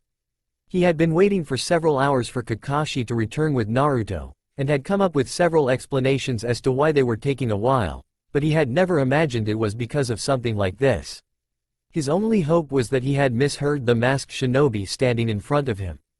Kakashi, what do you mean Naruto is gone? Kakashi took a moment to take a few deep breaths before looking at the Hokage. Hokage-sama, as instructed I went off to locate Naruto, and return him here. I visited the training ground he has been using for the past 10 weeks, and he was not there. I then visited the ramen stand he frequents, and he was not there. I continued to go to the library, and found he had visited it earlier in the day, but he left a few hours before I arrived, and according to the head librarian he looked rather upset when he left. Where did you look for him next? I can't believe he would have just disappeared. I wouldn't have thought that either, Hokage-sama, but I visited his apartment building, and scoured the building from top to bottom, and when I found where he had been staying I found this. At this, Kakashi reached into his pouch, and pulled out a small storage scroll. After applying a bit of chakra to it, Naruto's signature jacket appeared in a puff of smoke. The Hokage reached over, and took the jacket from the younger man's outstretched hands. He didn't understand why Naruto would have left his jacket in his home, but he then realized something was missing. Kakashi, where was the emblem that he had on the left shoulder? Kakashi looked surprised at this, and examined the jacket again. He noted that it looked as if the fabric had been cut around what had been on his shoulder. I don't know, Hokage-sama, but after finding this in his apartment, as well as the fact that his apartment looked like someone had packed up in a hurry, I immediately started scouring the village. I checked every place he's been known to spend time, and couldn't find him. I spoke to his old sensei from the academy, and now the man is off scouring the village himself. Kakashi took a moment to catch his breath before continuing. I also stumbled upon the young Hyuga heiress near the village's main gate. She was crying her eyes out, and when I tried to figure out what she was saying, she just kept muttering that he was gone. From what I managed to get out of her, she had seen him arrive at his apartment looking rather upset, before making his way to the village walls. She said she tried to follow him, and he disappeared into a crowd, then she couldn't find him again. I only noticed her, because the shinobi on gate duty was a member of the Hyuga branch family and he had been trying to calm her down. The Hokage sighed at this. He had never expected that Naruto would leave the village. The boy had been reading up on the village laws. He had to know what could happen to him as a shinobi leaving his village without authorization. The Hokage realized that he had only one choice. Find him, Kakashi. You have to find him. The village has wronged him so much, and though I don't understand what made him finally run, Kami knows that he must have his reasons, but you need to find him, and you need to bring him back here. Sarutobi didn't mention that he had determined that Naruto must have found out about the Uzumaki clan, which would have explained why he had taken the emblem he had worn on his jacket, but he couldn't determine why that would lead the boy to have run away. The shinobi in front of him nodded, and started going through hand signs. Kachiyose no jutsu. At this, a group of 8 dogs appeared out of a cloud of smoke. The smallest one walked up to Kakashi. Hey Kakashi, why did you need to summon us all now? I was just about to step in the... Kakashi, not wanting to have to hear a lengthy explanation of his summons' grooming habits, quickly interrupted him. Not now, Pakun, you can talk about that stuff later. Right now I need you all to get the scent from this jacket, and led me to it. The small dog looked up at him. Why do you need all of us then, Kakashi? I'm enough for this, aren't I? Normally yes, but the boy whose jacket this is can make Kage Bunshin, so he could easily confuse his trail. Now go. I'll catch up with you in a few minutes. With that, 7 of the 8 dogs jumped off. The last one stayed quiet, waiting to lead Kakashi to the other dogs' trails. After that was done, Kakashi turned back to the aging Hokage. Hokage-sama, do you have any idea why Naruto would have left the village? At the moment no, but go. You need to find him before word of this gets out to the council, Kakashi. Go. So with this, Kakashi leapt out the window with the last of his summons leading his way. In the forest outside of Konoha, Naruto had stopped running around half an hour ago. He had run around 40 kilometers from the village when he started slowing down. Thanks to his endurance he would have been able to run further, but he decided to take it slow. I know they're going to send people to find me anyway, and I won't be able to avoid them forever. Naruto had never felt so betrayed. The man who he had looked up to, and idolized, had been lying to him his entire life. Gigi always said he didn't know who my parents were, but he had to know who my mother was. She was a Jonin for Kami's sake. The Hokage himself has to promote them. The blonde was dragging his feet. He had initially planned to get as far from the village as possible, but he realized he had nowhere to go. He had considered going to the ruins of Uzu, but he didn't have any way to get across the water to the islands. He had started working on the water walking exercise a few weeks ago, but he hadn't mastered it yet. He had initially not wanted anyone to find him, so when he had left the village he created over 24 clones, and sent them off in different directions, but after he crossed through a stream, he knew that at least the trail left by his scent would be gone.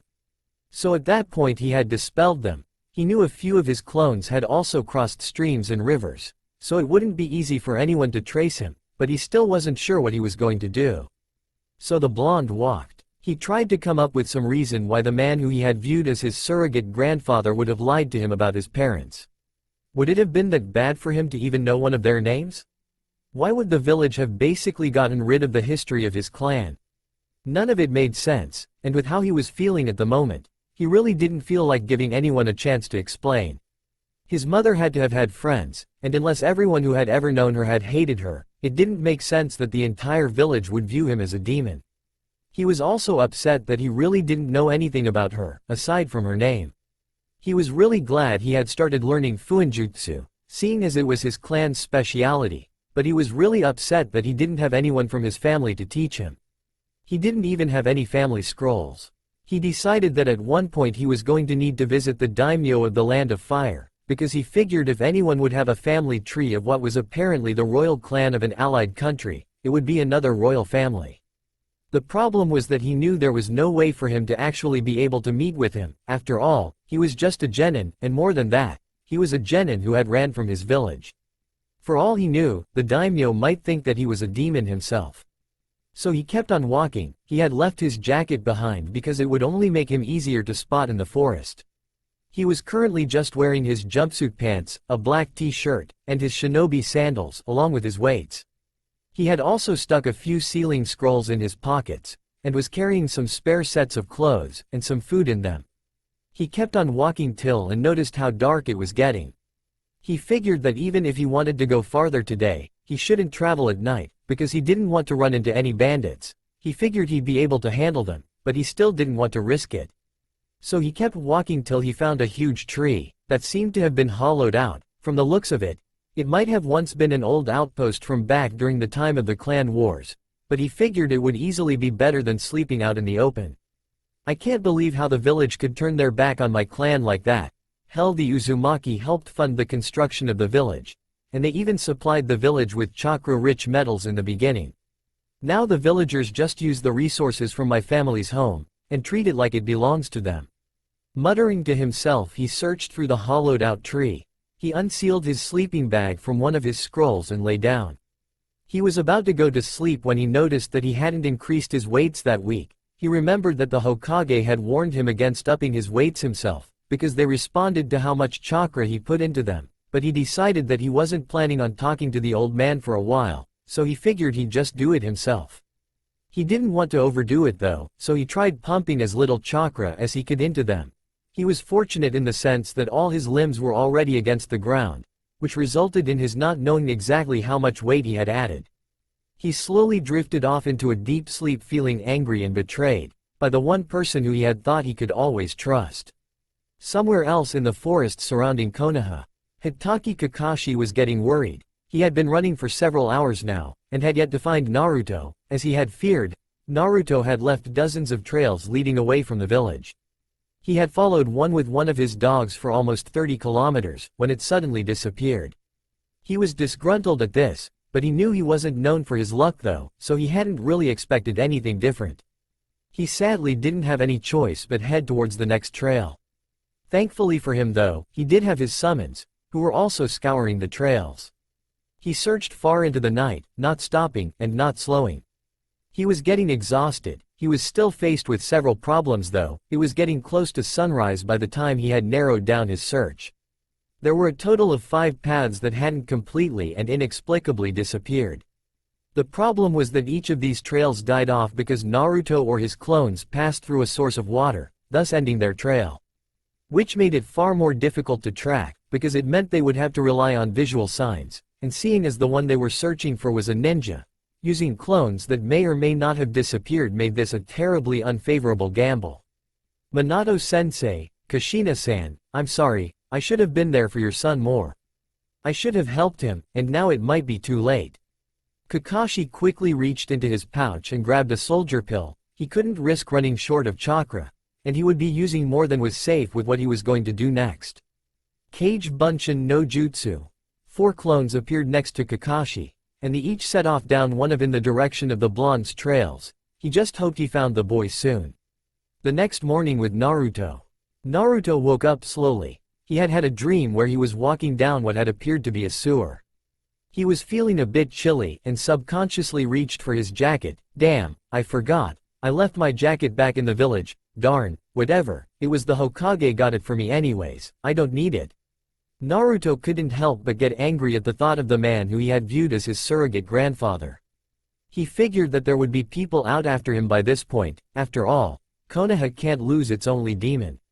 Naruto had read about Jinchuriki in one of the books he had picked up out of interest in the restricted section of the library.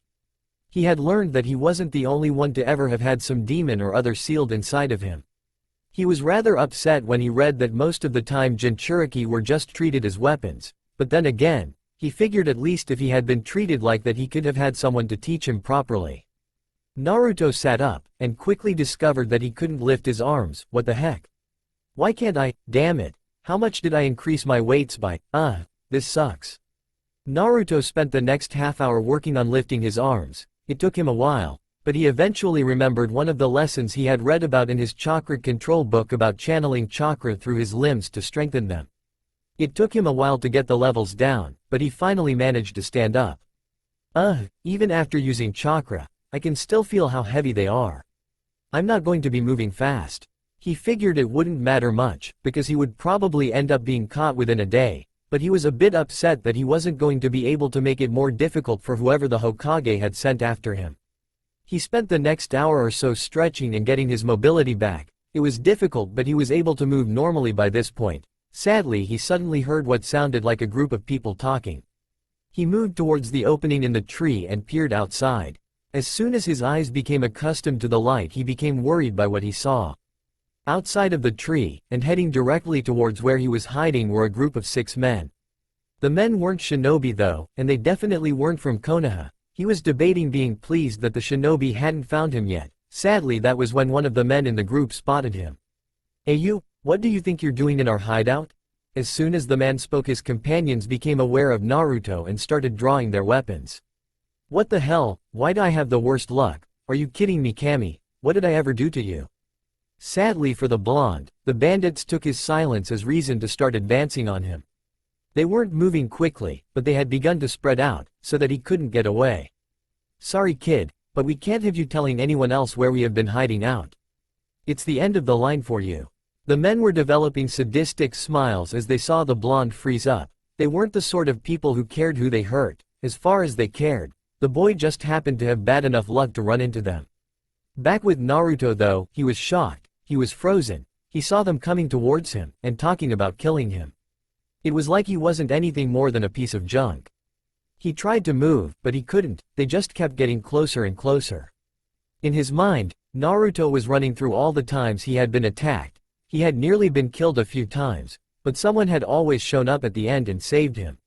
He knew that the Hokage wouldn't have let him die, even if he had done a terrible job keeping him safe, but there was no one who would help him this time. He was far from the only home he had ever known, and he felt just as helpless as he had when the mobs used to corner him. Every fiber of his being was screaming at his body to move, but he just watched as they got closer. By now they were less than 10 meters from him, and they all had their weapons drawn. Is the little baby sacred?" One of the men joked while the others cackled back at him. Naruto watched as they laughed at him, and he saw one pull out a kunai. The man obviously wasn't skilled with the weapon, especially seeing as he managed to nick his finger with it as he flipped it around to get ready to throw. Naruto was still stuck. Why can't I move?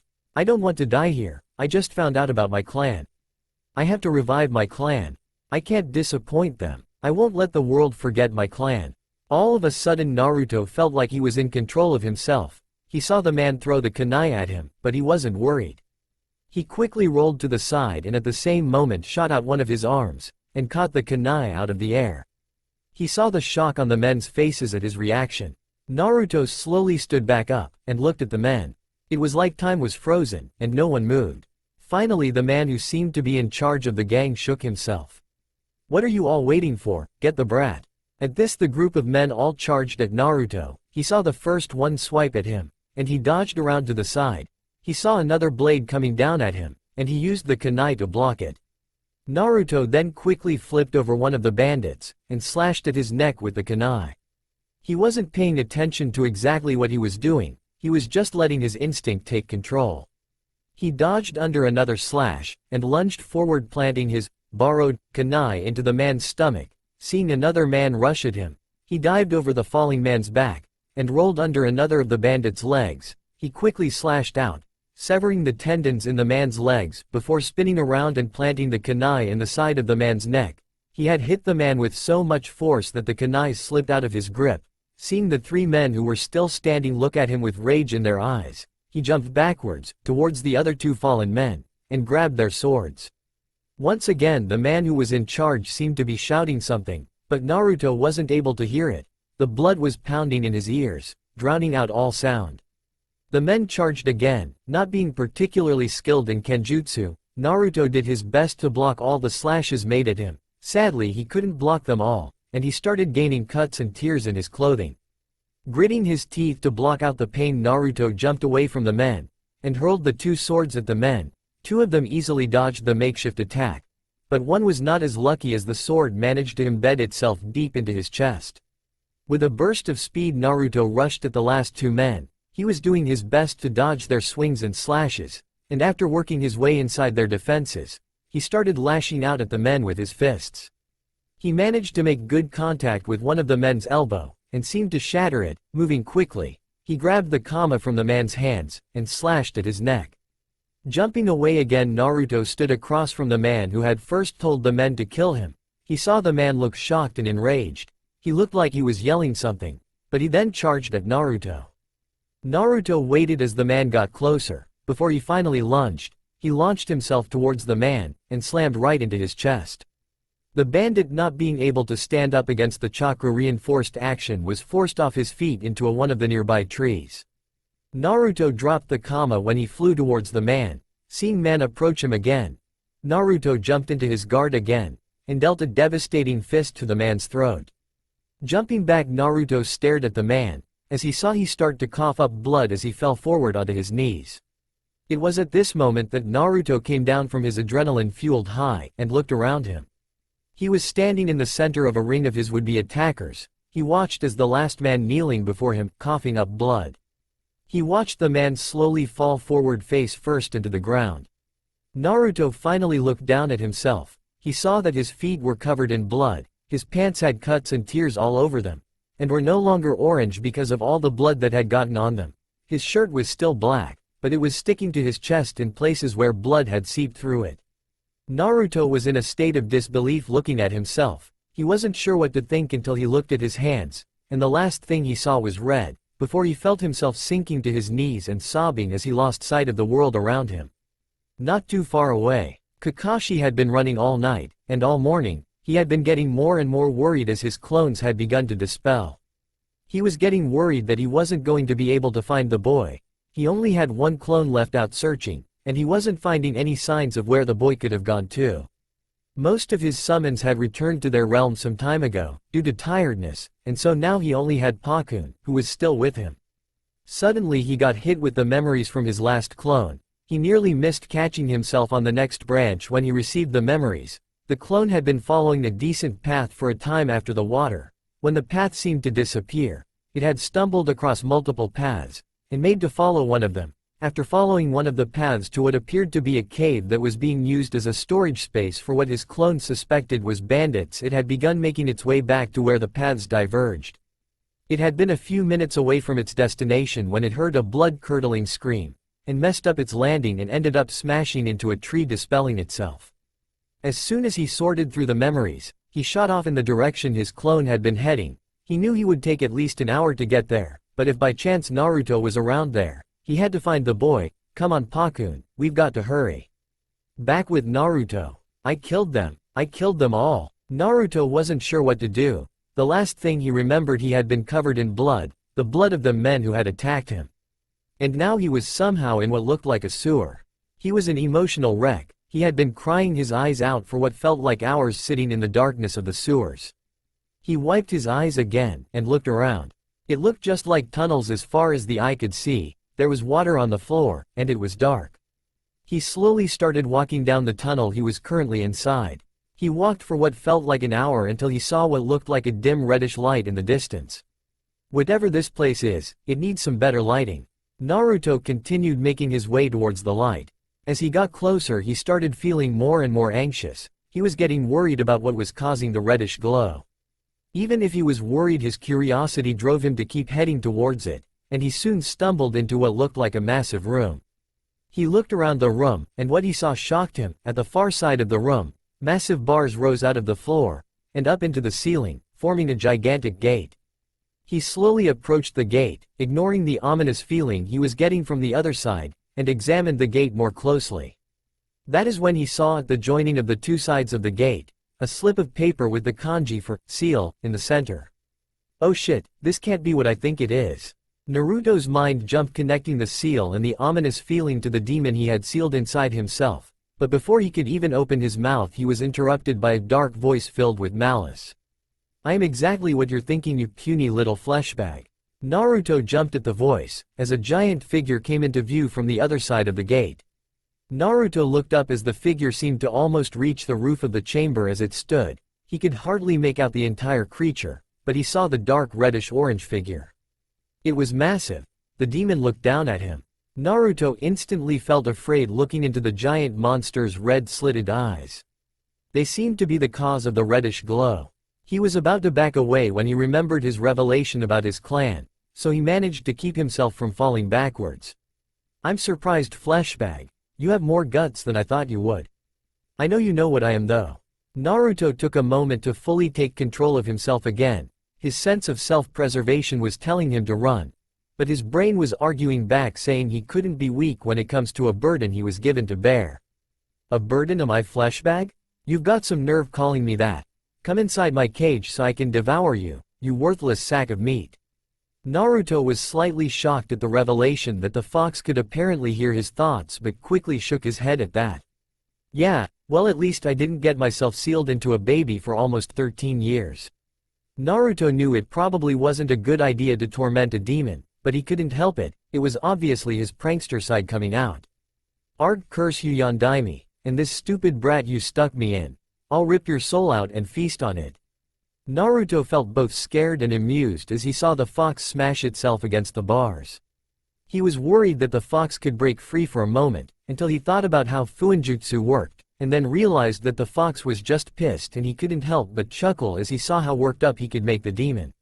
Sadly, even through all its cursing, it still managed to hear the blonde's chuckling. How dare you laugh at the great Kyuubi, and you are nothing more than my container. The fox was growling now, but it had stopped tearing at the gate. But then again, fleshbag, that little village of yours seemed to think we were one and the same. The fox chuckled to himself as saw the blonde stiffen at the memory of how he was mistreated. There you were, an even smaller fleshbag than you are now, and that woman threw you out of the orphanage, calling you a demon, and then the mobs started. Oh, you were always hated, but when you got thrown out on the streets, then you started getting hunted. Naruto wanted to tell the fox to stop, but he couldn't muster up the will to. You used to cry so much when they would catch you. You would beg them to stop. You would cry as you asked what you had done. Ha ha ha, you don't seem to understand, fleshbag. They will always hate you for what I did. Those fools couldn't even begin to understand how little it affected me. In fact, it was rather amusing to watch you scream and beg for mercy. The fox began chuckling again after finishing its rant. Naruto was fighting back tears as the fox repeated some of the horrifying experiences of his life. But he managed to stop them from falling, and he controlled his face. Well then, fox, if it mattered so little to you, then why do you keep healing me? Why not just let me die? Oh yeah, it's cause if I die, then you go with me, so shut the hell up. It was now the fox's turn to look stunned. It had been planning on tormenting the boy for a good while longer, but seeing as the blonde had ruined its fun with that, it started to growl. You stupid fleshbag, you are nothing to me. If it wasn't for that damn seal, I could have long ago destroyed your village. Though I am surprised by the stupidity of your precious villagers. They decided it was a smart thing to try and kill the brat with the most powerful of all demons inside of him. I can make everyone who has ever wronged you suffer, Naruto. Just pull off the seal, and I can make all of your troubles disappear. The fox thought it had phrased that rather well, when all of a sudden the blonde started laughing. Oh man, you must think I'm stupid or something. I mean, remove the seal? Come on, fuzzball, I've been studying fuinjutsu for a couple months now, and you're telling me to release you so you can take away my troubles? Wow, good try, fox. But you just gave away one of your cards. The fox was confused at this when the blonde decided to speak again. You just revealed that you have been observing my entire life. I mean, that has gotta be kinda embarrassing for the most powerful of all demons having to watch a toddler nearly die of starvation. Knowing that if it dies you will too. Come on furball, I have been through a lot of shit, but you know better than anyone that I have never wanted revenge. The fox was cursing inside its mind by this point when it recalled something. I kept you alive so I wouldn't die, and as much as I hate you right now, I have to say, even I am proud of how ruthlessly you took care of those men who just attacked you. The fox grinned triumphantly as he saw the look on the boy's face instantly fall as he sunk to his knees and began sobbing again. You see fleshbag.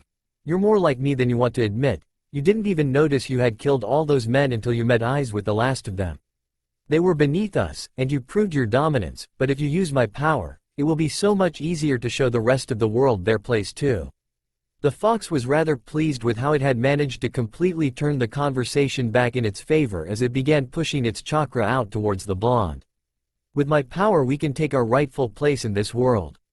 The fox was grinning at its success as he saw the boy fall farther into despair. Naruto. Both the fox and the boy looked up at this. The voice had sounded faint, but it was still there. Looking around, the fox cursed when he sensed that someone had found the boy's body, and was waking him up. We will meet again Naruto, and with time you will come seeking my power. With that the fox's chakra began receding back into its cage. Outside Naruto's mindscape, Naruto. Kakashi had finally found the source of the scream, but he hadn't expected what he stumbled upon. Pakun had warned him that there was a heavy scent of blood in the area, which is what had caused him to yell out for the boy, but what he found had shocked him. He walked into a small clearing before a large tree and saw a field of red. There was blood all around the area. It had seeped from the ring of bodies. However, what caught his attention was the figure kneeling in the center of the bodies. If he hadn't been watching over Naruto for a long while, he might not have recognized the boy. The blonde was covered in blood.